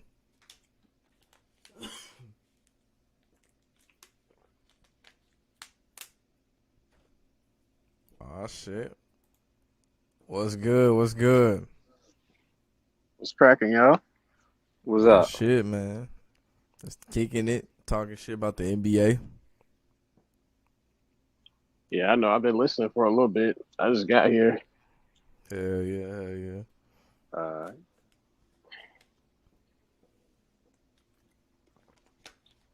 The Lakers and the Clippers will be interesting. Nah, I didn't even watch it. I was watching on ESPN, the Gamecast. Mm-hmm. The part that was shady about that game, though, or I guess it's like the platform, is like, I know y'all know my bookie, the gambling platform. Yeah, yeah. So, like, during the game, you know how they let you do like live bets or whatever, or like real time bets? Yeah. They was not letting me do that at all for this game tonight, bro. Like the entire game. You say you can't live bet? Normally I can, but like I noticed since the play-in tournament started, it's been like issues with that. Damn, I didn't know that. Then again, I don't really live bet a whole lot. That's probably why. Yeah, I do. That's like my whole shtick. I know you can. That's a hustle to live bet. It's like, bro, you just. That's one of the things you really gotta be on that shit though. Yeah, I don't know. It's tougher in the NBA because like the possessions are fast as fuck, and then you gotta wait for timeouts and shit. So it's like Hell yeah, that, and then the pacing too. Like one yeah, team you gets a gotta game of run, so you gotta guess and predict when they gonna go off. right. Yeah, I made out pretty I wait decent till with the that fourth Lakers quarter. game though. Hell yeah. I told you the Lakers are gonna fucking win that shit. Yeah, I knew without a doubt, man, the Lakers was gonna beat Golden State. I just waited. What I did was because like pre-game, the odds were like 2-1, and I was like, that's all right. But I was like, I already know for suspense they're gonna have Golden State up at some point in the game, so I'm gonna just wait until then to just swoop in on that shit, and that's exactly what I did. Hell yeah, that shit work So with Kansas City in football. Like when them niggas is yeah, down and shit, they got a high power Mhm. offense. Just wait the that shit out. It Falcons was, too, man. shit, they throw games like a motherfucker. Yeah, Holy shit. yeah, and the Chargers too, man. Oh my god, the Chargers threw so many games this past season. It was ridiculous. I'm just curious what the end game is for the Chargers because they done fucked up so bad from moving from San Diego, pissing off their old home to moving to LA where don't nobody fuck with them. Like what the hell? Like, and they even pay Mhm. more to be in a stadium you don't even own. Like, you played yourself. Yeah, that's tough. But yeah, that was kind of shady, man. I ain't gonna lie, they kind of saved me because I was gonna put in a real time bet on the Warriors to win. I didn't think the Grizzlies was gonna upset them, so they Yeah, actually kind of helped. They kind of helped me out. So I didn't think so either, and it was. I don't know. I just looked up the Gematria, John Morant. This is real quick. What's the date today? 29. That shit line. I was like, oh yeah, the Grizzlies finna win this shit.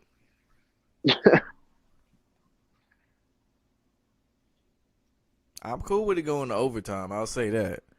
But I had the crazy part. I'm actually kind of disappointed in that because I looked at it was like a half hour before the game started.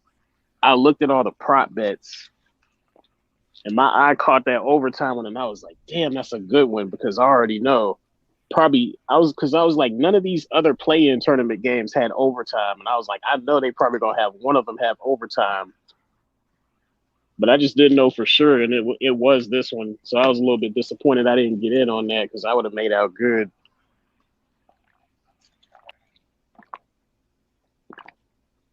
hell I was yeah. like, damn. Overtime's hard to predict. I've had that happen too. I'm just like, it was I have a who was it, the Rockets or some shit a couple years ago? Like overtime maybe, and that bitch went to overtime. I was like, God damn, I should have took that shit. I be having a hunch though. Like it's like I've been paying attention a little bit this season. It's certain teams that just have a knack for going to overtime. Like the Timberwolves, that shit did happen a lot with them. You know they gonna lose too. Um, what's another team? The Timberwolves did it. The Hornets was doing it a lot at first. They had a couple games. Mm-hmm. I think they had more than one time. They went to overtime with the Heat specifically. I was like, what's up with that? One of the Lakers, they get overtime a lot too. Yeah, they were. Yeah, they were. They think the Pelicans quitting was a way to reward them with yet another top pick in upcoming draft because London leaving and Zion needs another baller besides be alongside him. But for the people that don't believe in rigged sports, man, I got one argument that's gonna shut all that shit down. I ain't even gonna bring up the Falcons' 25-point deficit. I ain't gonna bring up the Warriors' 3-1 lead blown. I ain't even gonna bring that up. I need Oh, somebody to explain to me why, when Tom Brady was in New England, the Jets, the Dolphins, and the Bills could not draft a quarterback to save their life for 19 seasons at the same time. oh shit. Damn. That's You a good can't argue. point. You can't argue against that. It's like how. That's the I used first to time I've heard that. It's like at least with damn. Peyton. It's like at least with Peyton, he had like David Gerard. I mean, he was alright, and then the Titans was Steve nice McNair for at a one little point. bit. RIP. RIP Steve McNair. Yeah, it's just like, bro, you got 3 organizations, 3 franchises that can't come up with a quarterback for 20 years, bro. Come on, man. Chad Pennington was the best they could do. A dink and dunk quarterback. Mark Jackson. And another thing is Like, they don't blitz Brady. His offensive lines get to a blatant holding, and they don't blitz him. That's why that nigga got all the time to throw. yeah. One thing I hate about like the analysts raving about the Bucks defense is their front 7. Like nobody talks about how like crappy their secondary is. Like Antoine Winfield is the only decent player back there. That's like, my God. Oh yeah. Patrick Mahomes is running backwards and shit. Running backwards for no reason, throwing across his body. Like, nigga, you ain't fooling It's nobody. like- You don't do this shit all the time.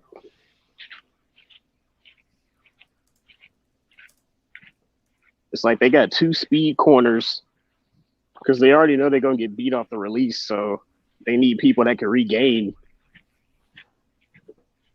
And then I mean, I guess Antoine Winfield Jr. He I mean, I think he made the Pro Bowl, so he's straight. Yeah. We should have beat them. Daniel Jones was missing throws that game. The receivers was open. Goddamn Daniel Jones. He only there because Eli picked him. He looked like Eli. He damn sure don't play like him, no shit.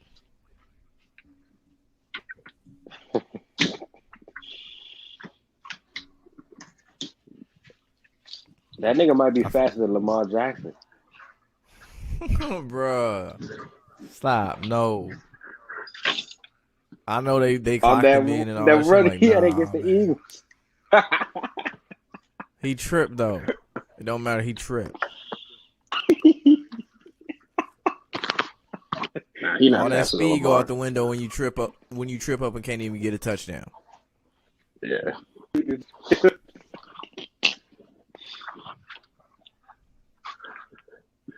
Lamar hit a spin move and made 2 defenders miss together. That was such an amazing move. Like, that nigga called.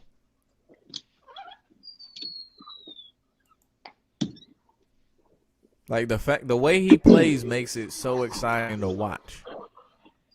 Right. Yeah.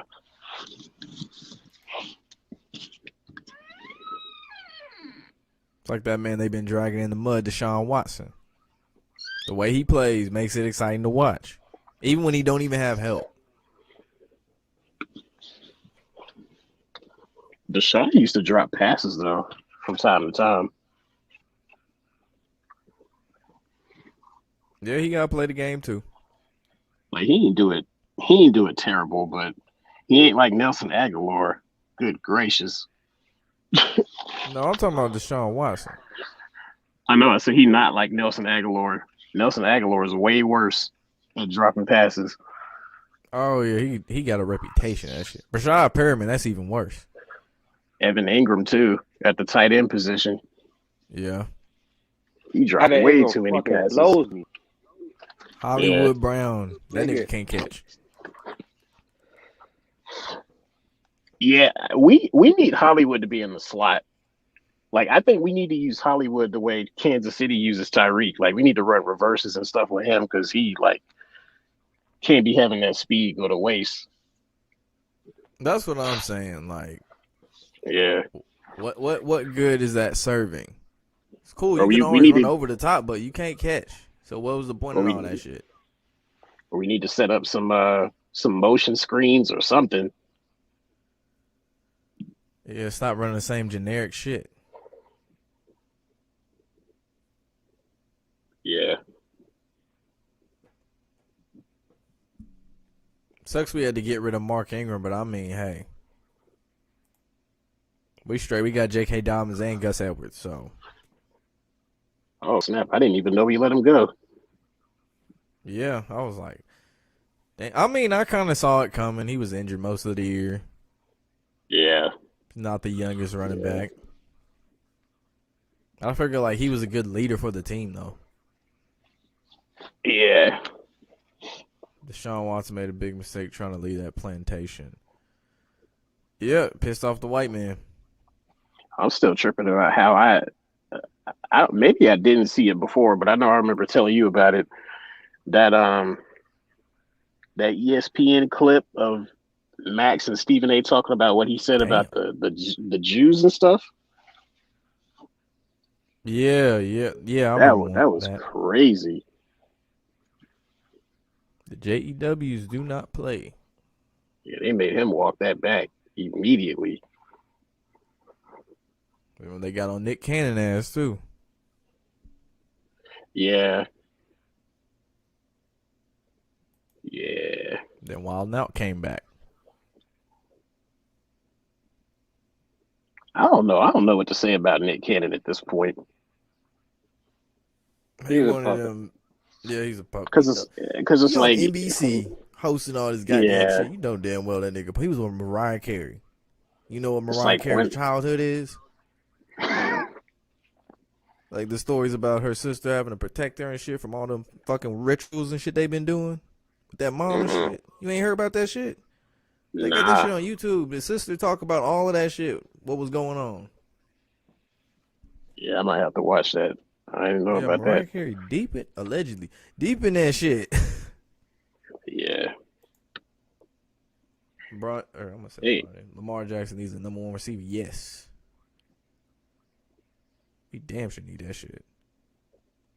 I'm kind of interested as to what they're gonna do with Kyler Murray because, like, Russ, I guess, is considered like a black quarterback. He got a Super Bowl. He had decent weapons. He got Tyler Lockett, and then they got a DK Metcalf, and then Patrick got a whole bunch of weapons. He considered black, but then I think Steve McNair. Yeah. Steve McNair had Derek Mason, Frank Wycheck. Who else was he had pretty Kevin pretty Dyson, Eddie George at running back. Yeah. Bruce Matthews at the line.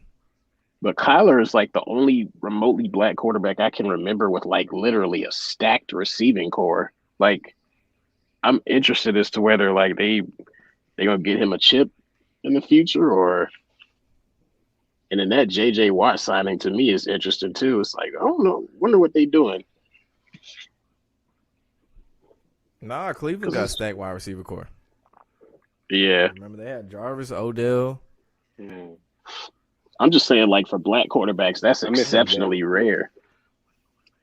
That really is rare. You don't see that. Because like, Vic had Deshaun Jackson, and I mean, McNabb had T.O., but the rest of their receiving core wasn't, like, great. But Kyler Murray just got – yeah.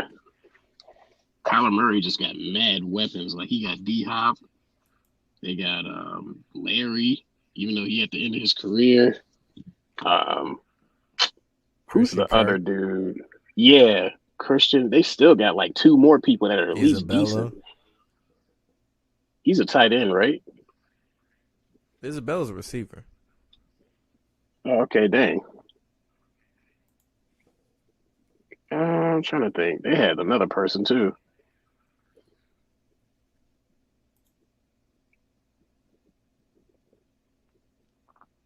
And I know they got Kenyon Drake at running back, and I forgot who the other one is.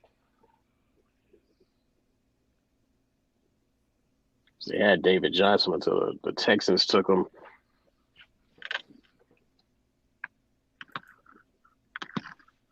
Well, the chances a QB gets his college coach. Yeah, for real. Tim Tebow fuck around and come back as a tight end.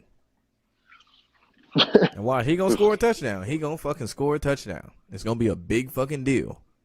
ESPN gonna have a field day with the shit. Yeah. Yeah. Murray's being set up for success. Yeah, he another half one. He like half Korean or some shit.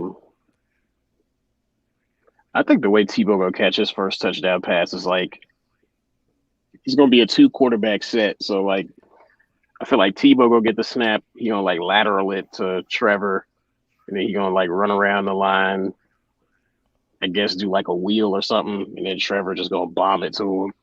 That's probably how they'll do it. It'd be funny if it was a jump pass. Oh yeah, Trevor Don Tari Poe. Just put him in at fullback, not even tight end. Just have him do a flat out of the backfield. Yeah. Just something. Pop that motherfucker, he score. It's just crazy. He won a playoff game. Tim Tebow won a playoff game against the Pittsburgh Steelers. Yeah. It's funny because just earlier this week I was on YouTube and I was looking at that all the Tebow hype recently made me want to rewatch that highlight of that slant pass he threw to Demaryius Thomas. I was like, they really just did Tom Brady another favor in the postseason because they didn't even have to deal with the Steelers. Exactly. Then all them times they had Peyton Manning lose to Tom Brady. Yeah, even on his new team. Peyton Manning. Peyton Manning like that fall guy. You look great during the regular season. All these endorsements. Oh, playoffs, throw some ducks. Do what you did in the Super Bowl against the Seahawks. Yeah.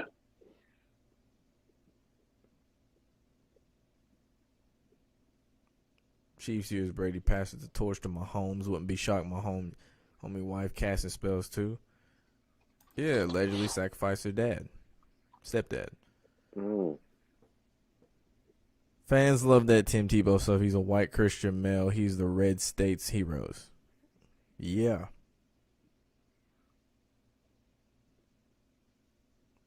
I don't really fuck with Tim Tebow. This might sound crazy, but I think everybody is making like too big of a deal with Tim Tebow. Yeah, he won a Heisman. Like, that's cool, but like, what do you do? It's like we don't expect the Jaguars to go to the postseason this year, so I don't know why everybody crying about them signing Tim Tebow. Exactly, like motherfucking Tim Tebow. This nigga is too old to be doing this shit. Yeah. He was just playing baseball. But real quick about like the NBA playoffs in the East. The reason I think the Nets gonna come out is just simply because the Sixers have known recently to be like a choking postseason team, just due to like lack of experience and like not enough shooters. And then I remember Skip Bayless making an argument that Doc Rivers sort of kind of is like a coach that chokes in the postseason, sort of kind of, because he didn't had a whole bunch of runs come up short. So it's kind of fitting that they would give the Sixers him as a coach. And then the Bucks are kind of the same way. Because they really could have beat the Heat last year. They should have. There's no reason that Milwaukee lost. There's no reason the Heat made it to the finals. Yeah. Celtics would be the Heat. Yeah, that's true. They had multiple shooting slumps. They had shooting slumps in all those games. They should have won. Their defense was good, but they just couldn't shoot.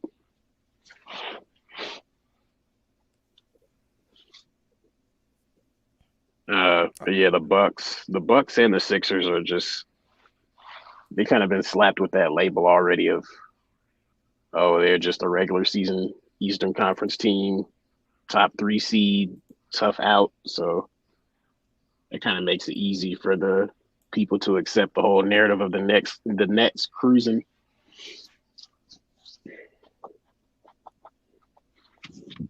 Real reason media fucks with Tebow is because he is effeminate as fuck. He was in the Aaron Hernandez documentary. Like, come on, man, it's college and football version. Yes, okay. Hey, I heard that shit was a cover up. That shit was possibly a cover up. The whole virgin thing. Can't trust the Sixers, man. You Yeah, saw a I video don't of a believe bee Tebow eating is a a burger worker. while stretching. Say that again. I don't think he's a real Christian. Yeah, I agree with his comment. Yeah, that nigga is definitely. It's mugging. I mean, think about all the shit he's been in. He won a Heisman at such an early age. He's on ESPN, SEC Network, MLB, NFL. I'm trying to think of how many college NFL, like college football players gained like more like global notoriety than Tim Tebow. Like it's hard to think. There's negative notoriety like Johnny Football. Yeah. Yeah. Yeah. But you know what's crazy about that whole thing? Like when they drafted Baker Mayfield, I literally saw Johnny Manziel in Baker Mayfield. Like he just reminded me of him so much. He was just like a smaller, like cocky quarterback. Had a really good like college resume or whatever. Did pretty decent, but then like fell flat in the NFL. So like the first 2 seasons that he was struggling or whatever, I really did think he was going to pretty much have the same career as Johnny Manziel, but He didn't have them off the field issues. That's why. That's the difference. yeah.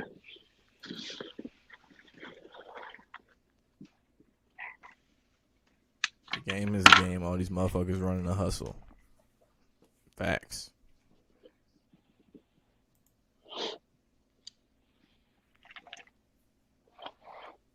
Yeah, that's some shit Kwame Brown would say. That shit true, though. Fake virgins, fake activists, fake pastors. But I didn't get to the point now where I struggle to watch pro sports.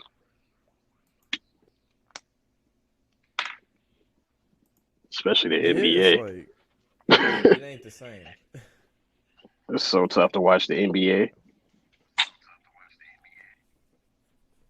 It's easy spotting all the magnetized shots and shit, too. Not even that. It's just like dumb decisions. Bad shots, making that unnecessary extra pass.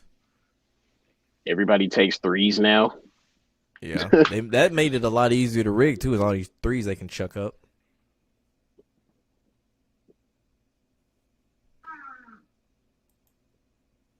It's like back in the day, I feel like a 35% 3-point percentage was like pretty good. Now that's like mediocre. You got people shooting 42%, 41%. Yeah, it's knocking that shit down. That's such a high clip. Steph Curry for a stretch was like 46%. Just ridiculous.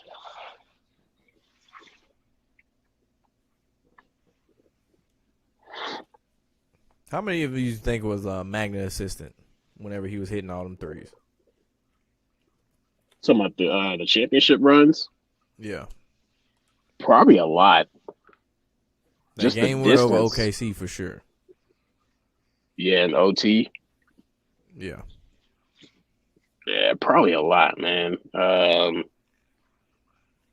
to think of because Curry hit most of his clutch 3-pointers in the regular season. Trying to think of the postseason ones. I know the Thunder. That was a clutch postseason one. I feel like in that very first Cavs Warriors series, I think in game 2? One of those games, it was late in the game. Curry hit a 3.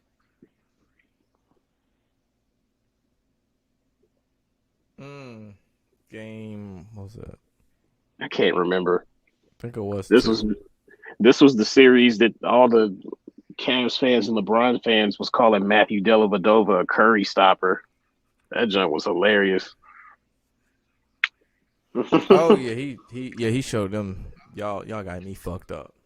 Cause like Matthew Dellavedova, cause like I think what happened was David Blatt had, I forgot who he had guarding Steph.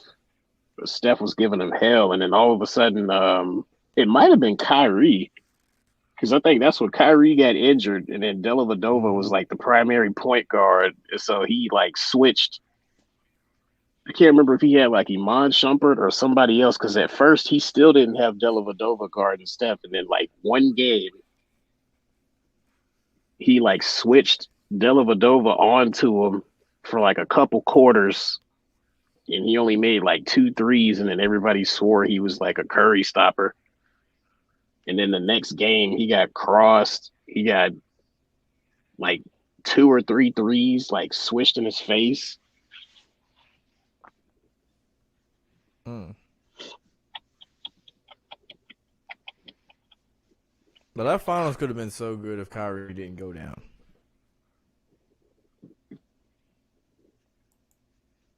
I still can't say for sure if the Cavs would have won if Kevin Love and Kyrie Irving was healthy. Everybody swears that, but it's like, I don't know. It would have been a better series, but I don't think they would have won. I think it would have went to Game 7, but I can't promise they would have won because I don't know.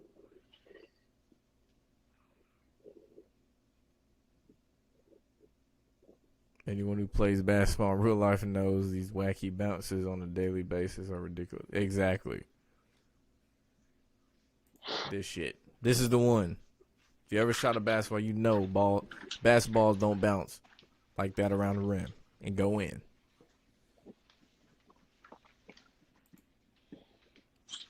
No magnet Steph is for real. You form 2-3. I'm not saying nigga can't shoot, but some of those are magnet assisted. Some of them gotta be. Exactly. He does have ridiculous range though. I always think back to that layup. Remember that layup, that highest layup he threw all the way up in the air and just fall in? Yeah, he put like the English spin on it. Yeah. Wasn't that against the Clippers back when Chris Paul was still there? Yeah. And then he started doing it in games because it was like just some shit he started doing out of nowhere. And then they made it his default 2K layup animation. It was like, what the fuck? And then I forgot who it was. Somebody else started. I think actually, as a matter of fact, Tony Parker was doing that first. Yeah, he always had floaters and shit. Yeah, I think Tony Parker started that, and then Curry did it, and then some other point guard started doing it like right after he did. I forgot who it was. It might have been Rondo or somebody. So I was just like, oh, they about to make this a thing now. And then it kind of died out. I mean, some people still kind of do it. Kyrie, whenever he drives to the paint, he can do some shit like that. Yeah. Yeah, they give LeBron, he takes care of his former role players. Yeah, to make sure they don't talk shit about him. Duh. It's the only reason he keep him there. He give him a job. It's like, hey, don't say nothing bad about me. I'm the best player in the world. Richard Jefferson swears by him. Yeah, I knew his ass was going to get up there and fucking brag about LeBron and all that shit. We do that. Shannon Fry. Damon Jones. Kyrie Irving is like literally the only person that doesn't say anything about LeBron. They give him flack for it too. He don't fuck with LeBron, that's why. I feel him on that though. I mean, even though I kind of feel like part of that was like artificially created as like a way to get him out of Cleveland. I feel like part of that is true about like him not wanting to play second fiddle to LeBron. I think they just kind of blew it up a little bit out of proportion. But yeah, I don't have a problem with the way Kyrie did it. I don't have a problem with that at all. He took care of Delonte West too. Damn. Kyrie is more skilled as a player than LeBron is. Yeah, LeBron don't even have a whole lot of skill. Like He's way more. athletic as shit. Like Kyrie has a whole bag. Like he has a literal bag of tricks. They got a dribble package, layup package. Like Step back shooting package. I feel like Kyrie is one of those players that's like so hard to defend because like so much of defense, especially against somebody with handles, it's like anticipation and like movements and stuff like that and reading. And I feel like Kyrie don't even know what he gonna do because he got so many options. So he just come up with something and it just worked. Yeah, if you need a guard to go straight to the hoop and get there, Kyrie gonna find a way. And he shoots like 90% from the free throw line. So I mean, if you foul him, it's 3 points. Kyrie's unreliable, emotional. I mean, if you talking about mentally, yeah. But if you talking about in the game and he's playing, shit. That nigga will get you a bucket. I don't know what you talking about.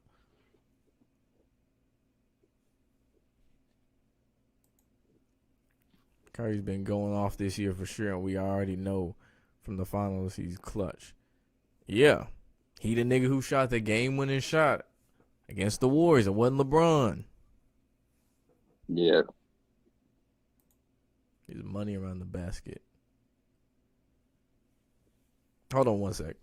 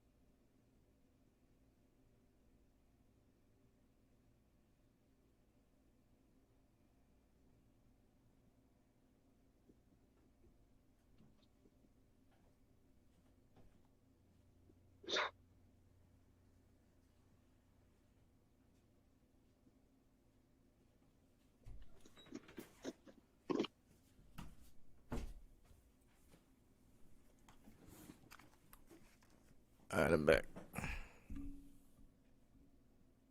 See, money around the basket, yeah. Kyrie play a little bit like Kobe Bryant. As far as like they playing style and like different moves and shit they use.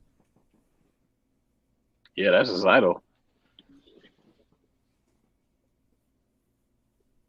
Kyrie said he looked up to Kobe. Yeah. Can't look up to LeBron. Some players do. Like, I know Luka look up to LeBron. And it shows.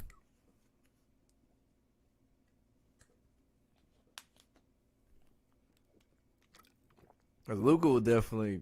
That nigga complained to the refs, too. Yeah. Yeah. I remember it was either Skip or Shannon. I think it was Shannon that mentioned that.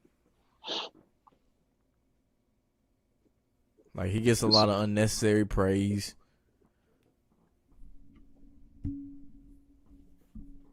And he get a lot of magnet shots, too. I noticed they haven't really talked about Luka that much this season in particular. At least it don't seem like. I guess because they weren't seated all that high, but I feel like they will now. I feel like in the playoffs he gonna get hot. Yeah, I wouldn't be surprised if they upset the Clippers. I really wouldn't. I'd say it'd be the perfect revenge storyline too. Yeah, probably.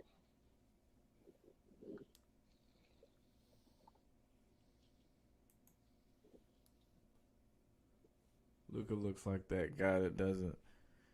What the fuck? Look like he practices hard when he goes out and hits lucky shots. He be hitting some crazy shit though. Luka. Yeah, him, Dame Lillard. That's another nigga who be hitting crazy ass shots too. That shot he hit against the Spurs earlier this season, I think it was like 2 weeks ago. It was like a off his bad foot like floater.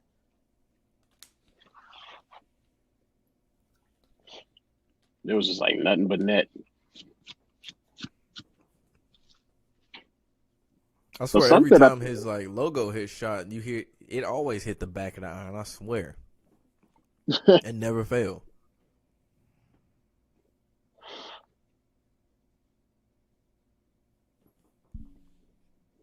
But something I found interesting. I was watching the ESPN First Take video. I think it was yesterday or the day before yesterday. One of these days. They were talking about the Clippers, I think, or maybe the Lakers, and Stephen A. or somebody brought up the Clippers, and Molly said something interesting that I didn't even think about. Is she mentioned how like the Clippers, the way their seating was this year, they kind of like ducked the Lakers. So she mentioned something about like the narrative about Kawhi stopping LeBron's three-peat being a thing because he stopped the Heat trio from three-peating back in 2014, and then he stopped the Warriors from three-peating with KD. And I was like, damn. What up, Christian? Shit, I ain't think about that though. And it's like LeBron got the. Are you saying you think the Clippers are gonna win next year then? No, I don't think they are. She was introducing that as a potential narrative for next season. Oh, hell no. And I was just like, it's interesting she would bring that up because I didn't even think about that. And that's still like the most anticipated postseason matchup is Clippers and Lakers, and we still haven't gotten it. And it's looking like we're not going to get it this year either. They just might be trying to throw us off, probably. I know. Yeah, it could be. It is possible. It's possible. Because I never thought of that.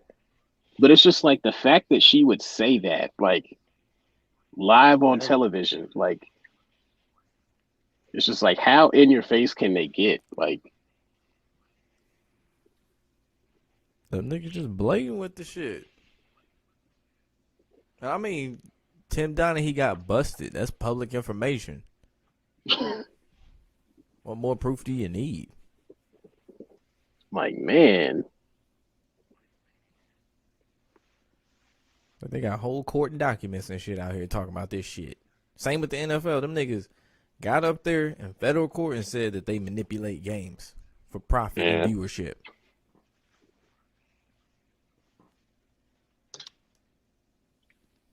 But what's funny is in the same breath they try to disprove it.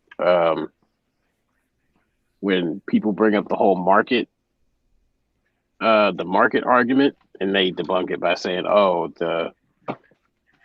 we let the Spurs win this many times in the NFL." It's like the Cowboys haven't been to the Super Bowl in 25 or 26 years, so it's like they try to.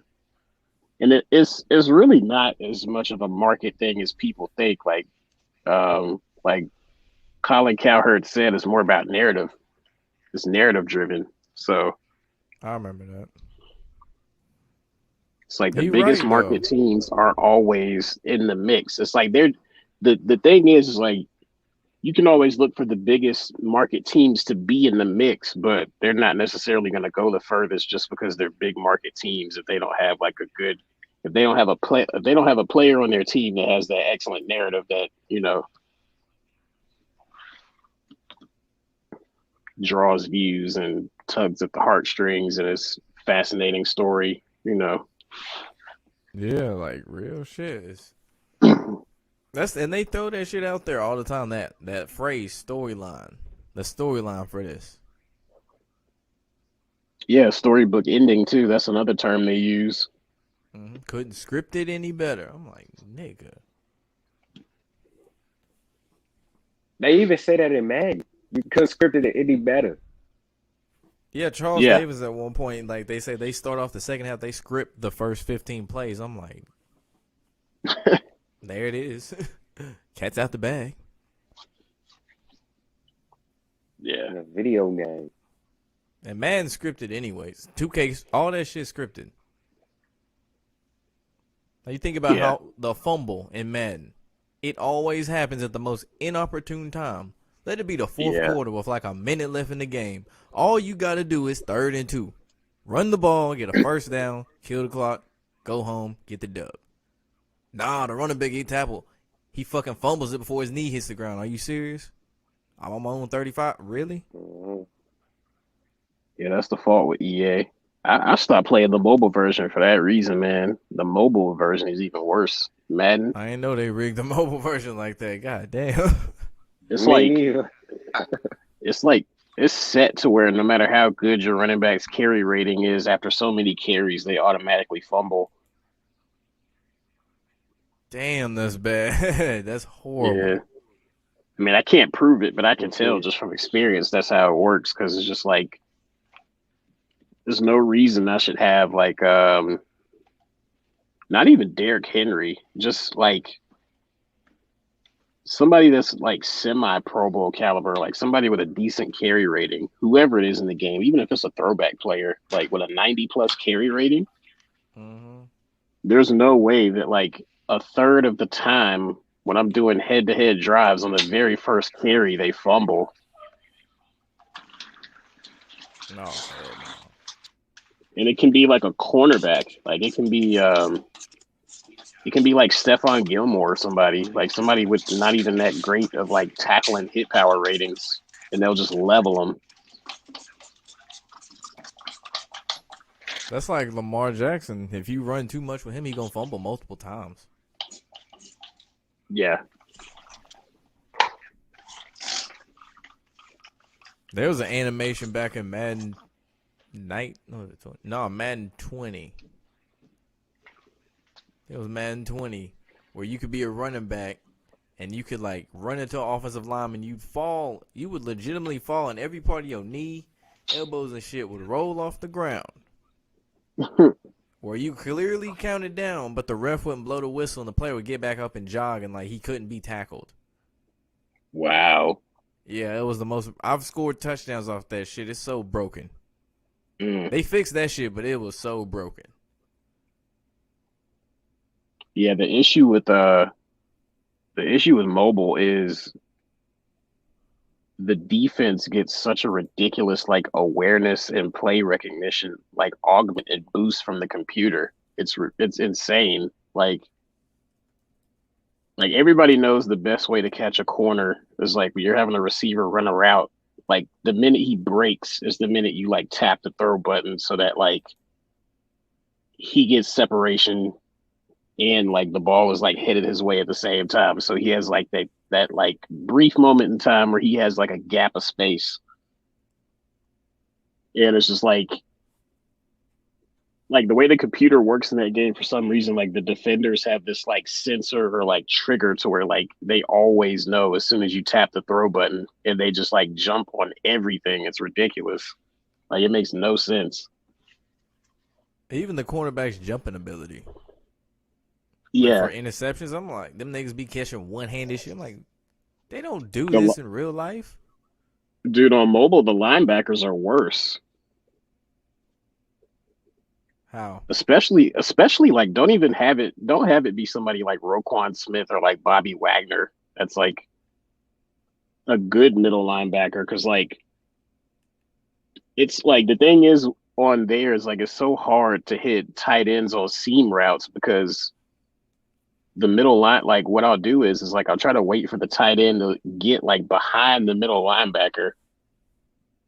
But then when you throw it to him, like if you throw it too early, the inside linebacker like almost always just like leaps up like 20 feet in the air and just snags it or bats it down. And then if you wait too late, you're either going to get sacked or the safety's going to pick it off, because he's going to run right into the safety's like run right in his face. So It's like even with speed tight ends, you can't even do like tight end seams. Like if you do go routes with tight ends, like it's probably like a good like 50-50 chance it ends up as a pick. Damn. Which is like ridiculous. So yeah, EA just need to drop it and give it back to 2K. You got to do the best, like the most reliable routes for tight ends are like fades and crosses. Like those work better. But to have that shit picked off 50% of the time, that kind of fucks up a lot of the game planning. Yeah.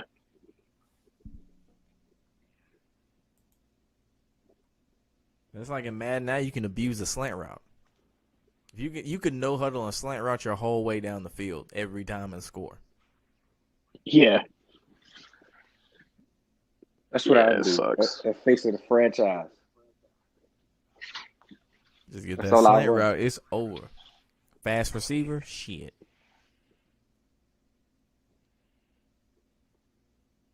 My friend was playing Ultimate Team. I forgot what defensive play call it is or whatever. I think it's a 4-3 system. Or maybe, no, I think it might be the 3-4 system, but it's supposed to be some sort of like cheesy way that you can basically ensure, like, based off of the way the opposing computers, like, guards and tackles play gap control. Mm-hmm. There's supposed to be a way to get like a free release off the edge, like pretty much every time, but I forgot specifically what he said, but it was ridiculous. Damn. And he said he used to do it in online matches like all the time and like frustrate people, and they would just rage quit. I never understood the whole rage quitting shit in Madden. That game take way too long to be rage quitting.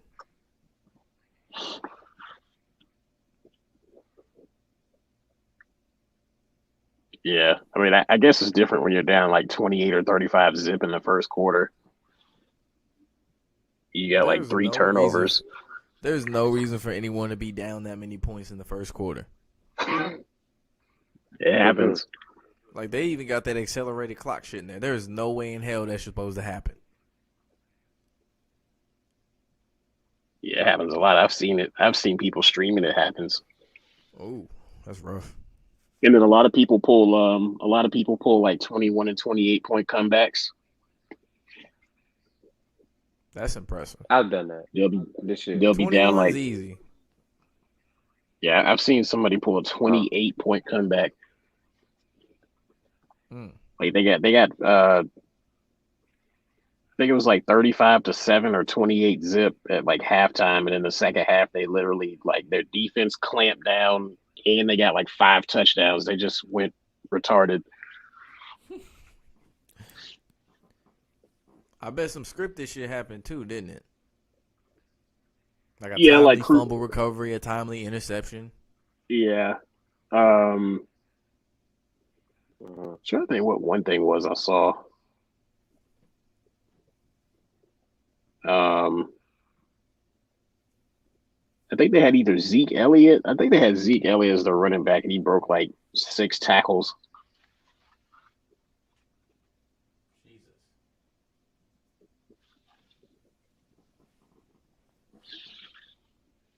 I ain't seen no running back break that many tackles in a run on Madden. Except for that broken ass animation. Yeah, it was ridiculous. I remember in the old games. Fucking 2K to take over. That's all I want. Yeah. They need a new system. They needed to be revamped. It's bad. It's when they went to that frostbite, they really couldn't recover from it. They had so many bugs, simple bugs and shit they just couldn't fix. They were like, man, fuck it. We don't want to take time out the day to do it. It take too long to code it and all this shit. Yeah, they just left it. Mm-hmm. My favorite thing was like on the older ones, like the PS2 version, like 08, like 07, 08, 09. I remember occasionally, if you timed it right, based off like the positioning of the defenders, you could pull off like a double truck stick with a running back. Oh, I remember that shit. Like you could truck 2 people in rapid succession. I used to love when I would pull that off. What was that shit Um, called? What was it? Playmaker thing? You could on the fly if you were running, you could call a block and shit. You could call a lead block yeah, and all that shit. That shit was yeah, clutch. With Mike yeah. Vick, lead man. If only they did On that shit deep today. on defense, you could do run commits and pass commits.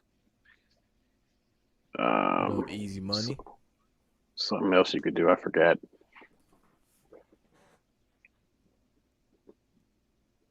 I've had, but like when it would happen, too, it would be so clutch. It would be like on third down. Mm-hmm. It's like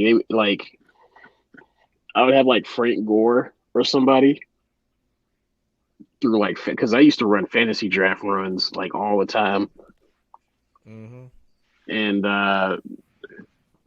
the computer would either be in like nickel or dime formation because it would be like third, like 9 or 10, and I would just run like a. I think what I would do is like if it was nickel, I would run toss out of like single back formation, but I would run it to the weak side, so like the side that's like opposite to the nickel defender. Mm-hmm. So it'd be like one less defender on that side, but I'd still have like 3 or 4 blockers. Nice. And the corner and safety would come down, and I would just like truck both of them in rapid succession. It was so dope.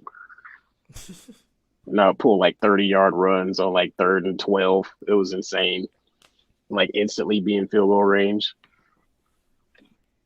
Back when Madden was actually fun. Yeah, the animations didn't ruin it because they weren't all sophisticated and schnancy yet. It was simple, and it was a lot more realistic. So They added different like features that were actually cool, like quarterback vision. Like yeah, certain quarterbacks yeah, to see more of the field than others and shit. yeah. I used to love that. That's actually, believe it or not, this may sound hilarious, but that was like the main reason I used to draft Matt Hasselbeck. For quarterback vision? Yeah, because it was based on awareness rating, and certain quarterbacks had like better awareness. That's one reason why I didn't use scramblers as much, like people like Vic, because like they have a reputation for giving scrambling quarterbacks terrible awareness ratings, so their vision cone would be so small, That you like had it to run wouldn't at that point. it wouldn't even help. So I used to occasionally draft like Drew Brees because I forgot who. I think it was Peyton Manning. His oh my goodness, he could basically see the entire field. Him, Brett Favre, Tom Brady, all them niggas had that wide. Phillip Rivers, all them had that wide ass vision. Peyton's was Peyton's was wider than Brady's though. Like his was ridiculous. You Like didn't you even could have to be move it. looking, yeah. It's like you could literally shift it on purpose. Like say you have like 4 receivers running routes or whatever, and say Mm-hmm. your like primary tight end is running like a flat route or like an out route to the right. You could intentionally move it to the right, like to his side, and like still sling it to like the number 2 wideout way on the left side, and it would still be inside the cone. Like that's how wide it was. It was ridiculous. Yeah.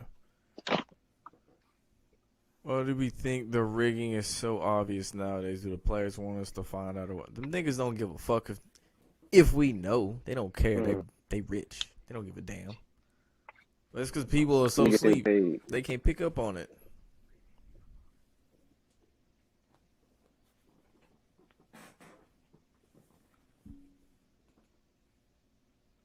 See, here's the thing about them letting everybody know it's rigged. It's like they want you to know it's rigged, but the reason they want you to know it's rigged is because they want you to watch TV and like have them put the bug in your ear, be like, "Oh, this team looks really good. So and so is having a breakout year." Blah blah blah. This, that, and the third, and then they highlight all the narratives and stuff, and people are just like, "Yeah, I like this," and then it just like totally falls through. It's also So to it's like, entice betting too. yeah, that's what I mean, because like they know regardless of whether people know it's rigged or not, they know people are going to bet on it, and so they know people are always going to look for tiny details. So they they leave like breadcrumbs and they lead to the wrong tracks. So they just like throw you off with certain little things. That's And like what I noticed, State Farm with Aaron Rodgers and Pat Mahomes. People thought that was going to be the Super Bowl, myself included. Didn't turn out to be San Francisco.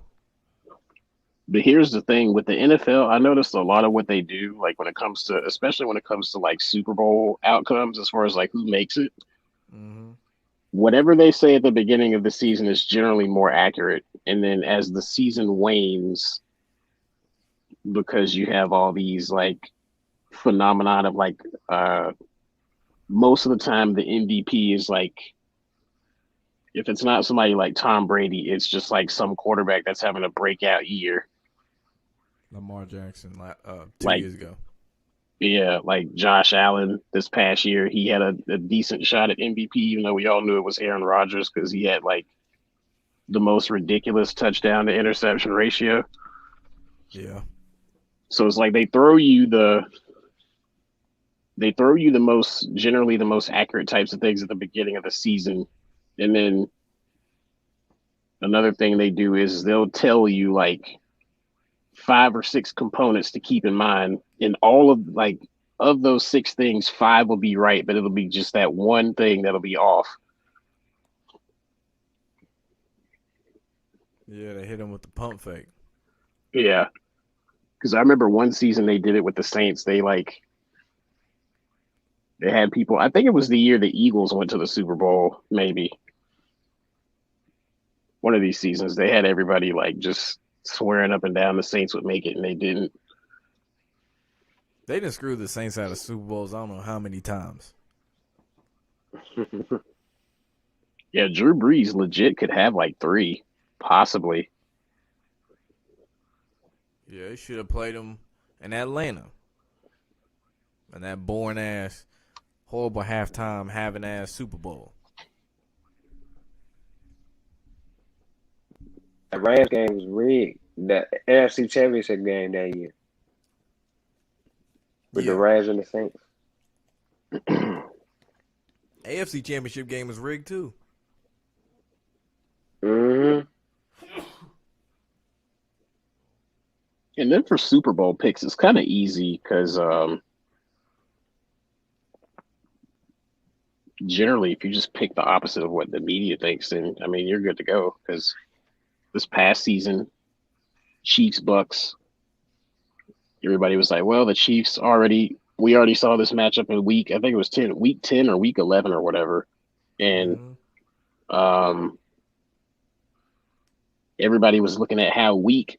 See, the thing was, they threw you off with the game. They had a game where the Bucks defense, like their secondary, got exposed. So you would think that's exactly how it would go in the Super Bowl. So everybody just expected Patrick Mahomes to run up all these passing yards on all these DBs like Carlton Davis and I forgot I think Jamel Dean is the other guy's name.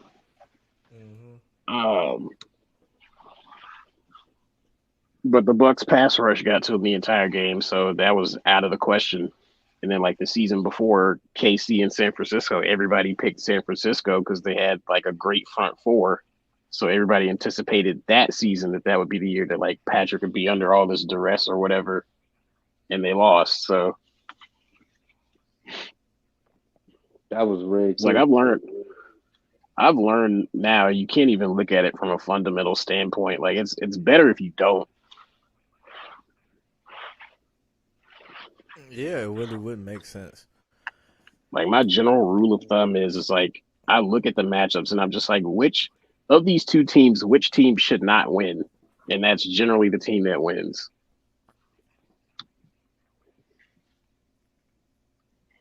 Titans, Ravens. That's a prime example. Yeah. KC, San Francisco too, because like San Francisco, literally everything that you needed to do traditionally to keep like an explosive offense off the field, San Francisco did it perfectly. They had a great pass rush. They had great DBs that could hold up on the back end and buy time for the pass rushers to still get there if they didn't get there off the initial rush. They had an excellent run game, still lost. So it's like, Yeah, Jimmy Bucks G had threw a that one. Bucks had a terrible secondary. They still won, all because the Chiefs are missing offensive linemen. So Then you throw in the fact that Kyle Shanahan was responsible for the 28-3 blowout, yeah, a yeah. blown lead, and then this one he had the lead again, and he just blew the lead again. Really, I'm not sure if Kyle Shanahan is going to get a Super Bowl. I feel like he may sometime in the future down the line, but I really don't know. I feel like he will. I think he should. That would be a snub. That would be a crime if they robbed him twice and he just never got another chance. He was just the fall guy. His whole job was to be the fall guy. And another Andy great Reid was about to example. be that shit, but he ended up winning the Super Bowl. Yeah, he got lucky that he got the next golden boy as his team leader. Mm-hmm. And on top of that, his coaching tree: Doug Peterson, John Harbaugh, him, all Matt got a Super Nagy, Bowl ring. Matt, well, he ain't got one, except for him, yeah. but 3 of them niggas got Super Bowl rings. And then Belichick's the opposite. Hey, Belichick got all the rings, and none of them niggas got. They can't even get winning records. Yeah, they can't even make it to the postseason. That's because they all try to replicate the Bill Belichick method. It's like, no, that works because that's him. Yeah. Plus, they don't get to bring Tom Brady with them when they leave. So, Here's the thing: Tom Brady is the most important piece to the dynasty, not because he was like the sole reason they won because of talent. It's because he's the main person they scripted everything around. So it's like they don't script things off of coaches; they script it off the players. Mm-hmm. Yeah, coach just happened to be honestly, the coach is a handler. Yeah, There's plenty of Exactly. those. I mean, shit, Phil Jackson with Kobe, Phil Jackson with MJ. Greg Popovich with the Spurs. Yeah, Steve Kerr with the Warriors. another example of a talented team getting snubbed is when the Seahawks should have repeated and they had that Malcolm Butler pick at the last second against the Pats. Yeah, because they were leading that game in the fourth quarter, and then they had Tom Brady pull out yet another game-winning drive. And it's like that defense, that secondary was way too talented to let that happen. Like, there's no way they should have let them go up the field twice. That was making Brady and Edelman look better than they really are.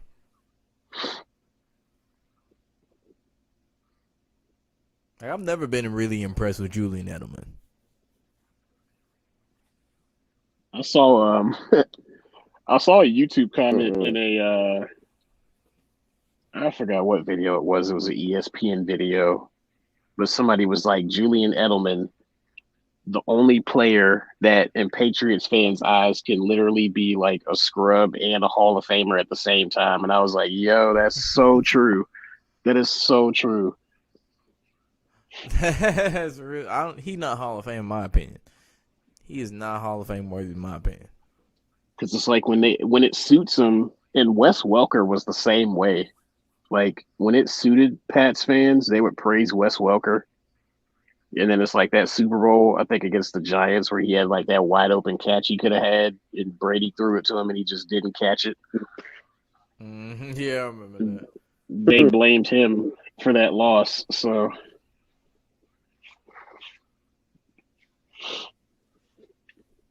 but yeah, I never looked at Wes Welker as like the best wide receiver in the NFL. and it's like the funny thing is they overrate most of the Patriots players, but one of the more underrated Patriots players I think is James White. Oh, reliable. James White got Tom Brady out of a lot of sticky situations because he was a reliable pass catcher out of the backfield. So it's like,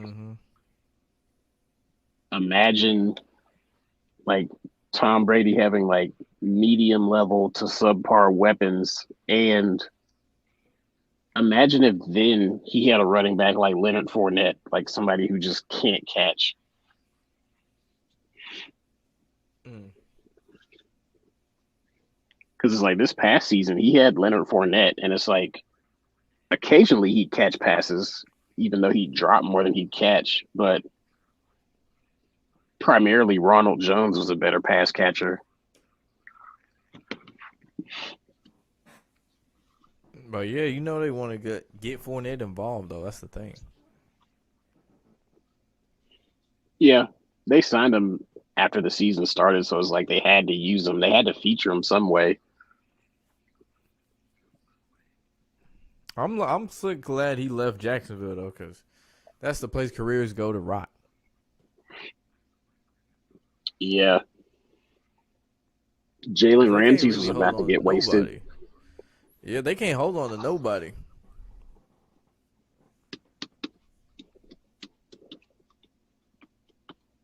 But I'm curious to see how they do with Urban Meyer though.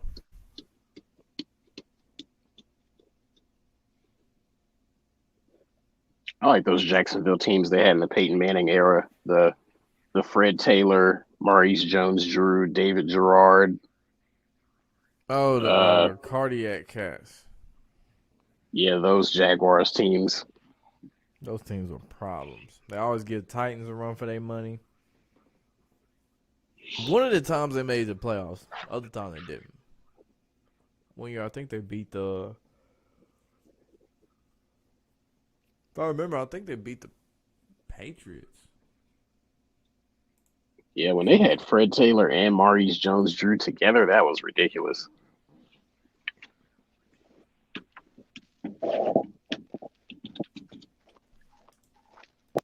Like, they playoff wins be like over some decent teams. Like the Steelers.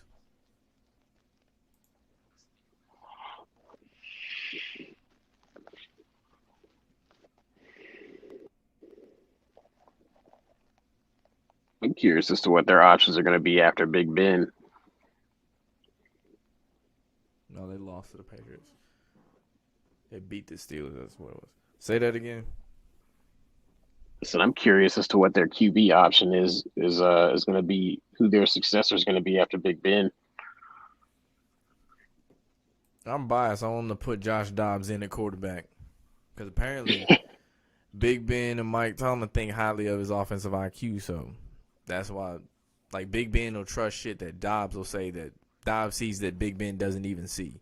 Even though Big Ben has been in the league 10 plus years. Yeah. I was watching a video. I don't know if you know this guy's name. He breaks down NFL film. He's really good. His name is Brett Coleman. Yeah, I know him. I watched a video he did. I think it was the season before. I think it was Lamar's MVP season. He did a video and like in one part of the video, he was basically saying like people underestimate Lamar's ability to read a defense. And it's just like he was saying like Lamar doesn't have as many missed reads as he does missed throws. And I noticed that myself because it's like generally most of the time when he picks receivers to throw to, it's generally the right person to throw to. Yeah, they too caught up on the way he talk and all that shit. He'll either just drop it or he'll just miss them for whatever reason. Now you can tell when he purposely throw a bad pass too. Yeah, like it'd be deliberate as hell. You got to pay attention in those Steelers games. That's when he does it. That's when he fumbles a lot too in them Steelers games. He throws a lot of picks in the Steeler games, and it makes me mad because like it's the one team. Like that's usually our like measuring and like building block is like how we stack up to the Steelers, and it's like every time that's when Lamar plays his worst games. I'll say the Titans before that playoff matchup, the Titans was his worst games. The 14-2 season. That one and the one in the regular season before we met in the playoffs for the rematch at M&T. I don't think that Titans game was all that bad. I think it was just drops. We had like 7 drops that game, like 6 or 7. Like Mark Andrews of all people dropped like 2 passes. Yeah, Willie shit like Snead that. dropped a pass. Miles Boykin dropped a pass. It was a crucial pass too. It was like a red zone pass. He dropped. We act like we couldn't bring down fucking AJ Brown. Yeah, We act like we couldn't bring down Derrick Henry. the famous play where Derrick Henry spun Earl Thomas around. That was bad. Like I wanted to turn the TV off when I saw that play. I was just like, not Earl.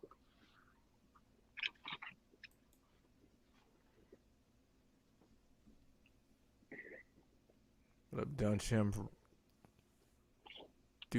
Rook? 75% of refs bet on games. Just make shit up. Most points do nowadays. Most people do. I mean, shit.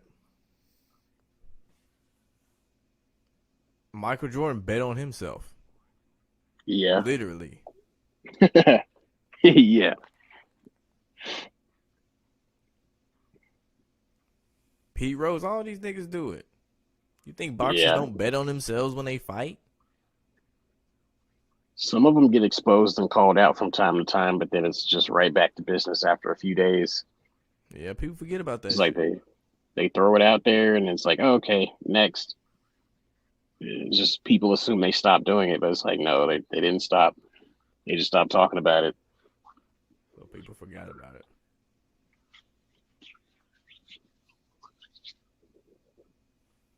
But yeah, Lamar, I love Lamar, man, as a quarterback, but he's such a curious case. And it's like in one particular aspect, I have to compare him to Westbrook only in this one facet. And it's like he'll have moments of like brilliance passing the football where he'll just drop absolute dimes. Mm-hmm. And it's like before I sort of kind of got accustomed to Lamar Jackson dropping like these like tight window passes and stuff like that. I'm just like, did he really just throw that? Like he has good placement. Like that Miami game, that was when he was throwing dimes. I was like, damn, he improved a lot. He was threading needles, dude. It was ridiculous. Like surgical precision. The tight window against the Browns. When they were in the red zone, he threw it like to Mark Andrews. Shit. Oh, yep. I think he scrambled out of the pocket. He ran one way, then ran back the other way, and just like flung it I think it was between 2 defenders. It was ridiculous. It kind of reminded me of that pass. I don't know if you remember. I think it was in the Seattle Seahawks game. It was a Carolina Panthers game when Cam Newton was still there. I think it was the 15-1 season, or maybe it was the 12-4 season. Cam Newton had a pass in the red zone for a touchdown where he just zipped it between. He literally threw it in between a Seattle Seahawk defender's hands and just zipped it straight to Greg Olsen, and he just snagged it. Oh, I remember that shit. It was beautiful. I was like, Jesus, why don't we see this Cam more often instead of freaking dirt Cam throwing passes in the dirt? Throwing interceptions.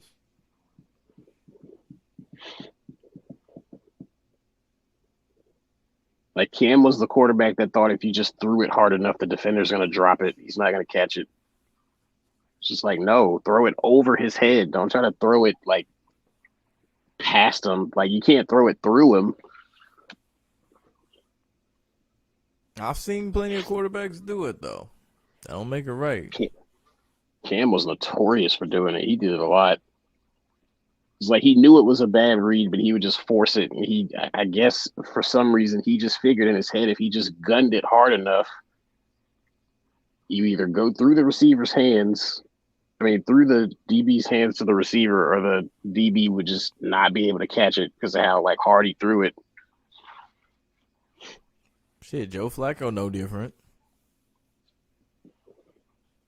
It was a struggle just to throw a slant route. It's horrible. I forgot what game it was, but I remember a game Joe Flacco. This was before. It might have been the same season we started Lamar, but one game Flacco had like 4 picks.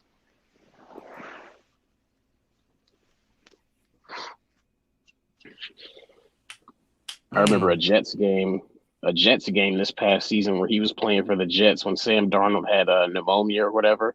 Mm-hmm. One of the games that the Jets played the Patriots, he threw 3 picks. Damn.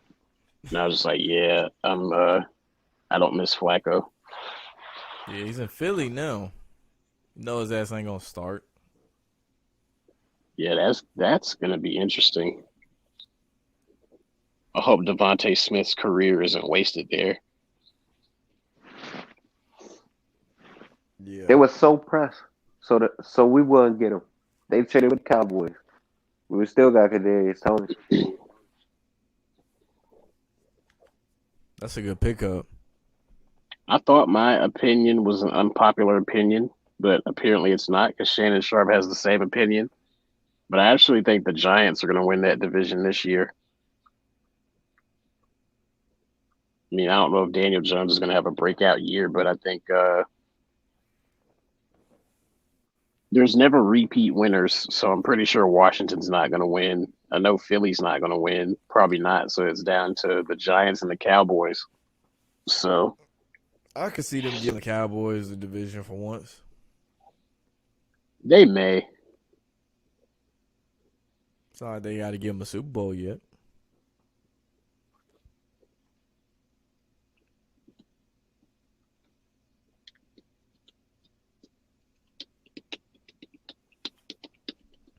All right, I'll be on here for 5 more minutes, and I'm about to go to bed.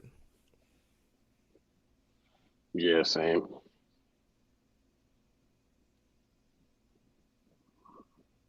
You hoping the Browns a beast this year? Hell no, I don't hope that shit. I don't fuck with the Browns. We Ravens fans. I don't fuck with no damn Browns. Dude, the Browns coming this year. Baker Mayfield ain't shit. I said it. I said it.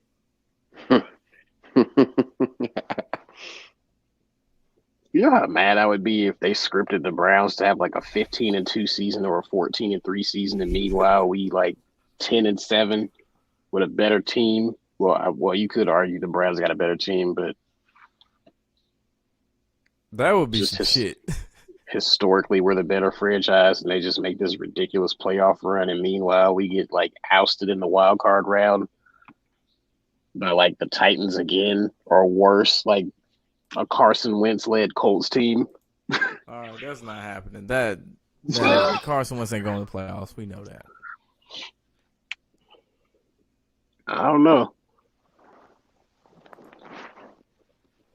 I don't see it. They went to the playoffs with Phillip Rivers. I mean, Phillip Rivers, he wasn't as turnover prone as Carson Wentz was last year in particular, but Carson Wentz is accurate as hell though.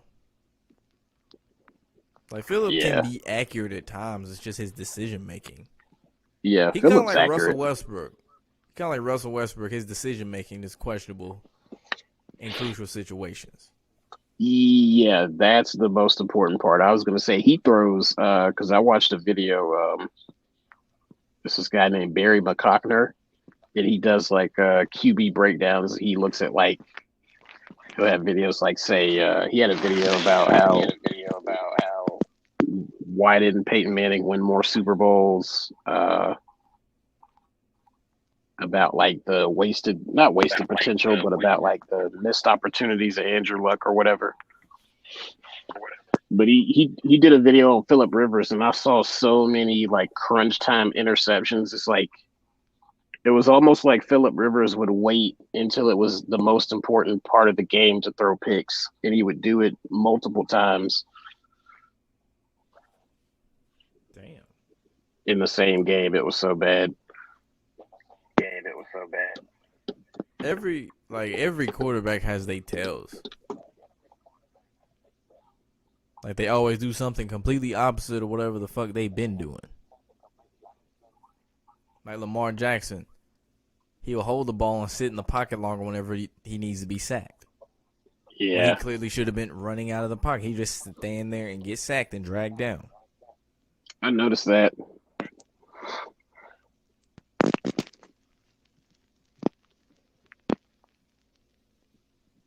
Like one funny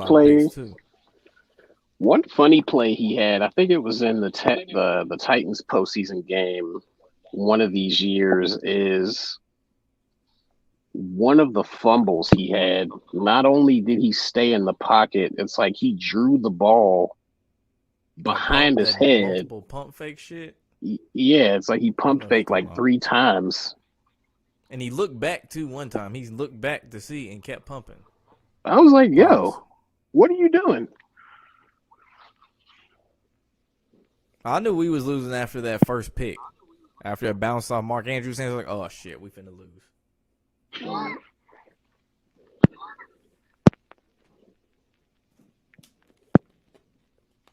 Yeah, when Derrick Henry did the jump pass, that was a wrap. I was like, oh, it's over officially. And I was talking shit too. That's the fucked up part. I know a lot of Titans fans. I was talking hot shit. That was actually embarrassing. Yeah, it was over after like the first quarter. I was like, well, shit. I got hyped for nothing.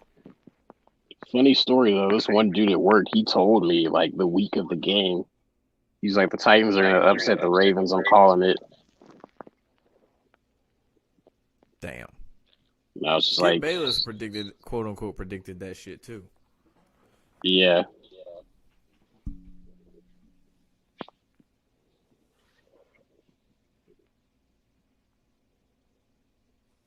All right, I'm gonna do these shout outs. I'm gonna get up out of here.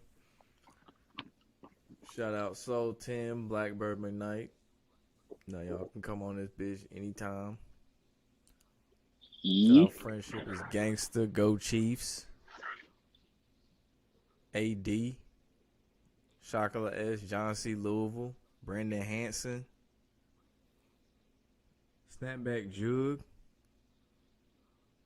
That sounds like a rap song. Silver Versace, Blue Versace, my fault. Amajet Jawanda. Sound like Wakanda.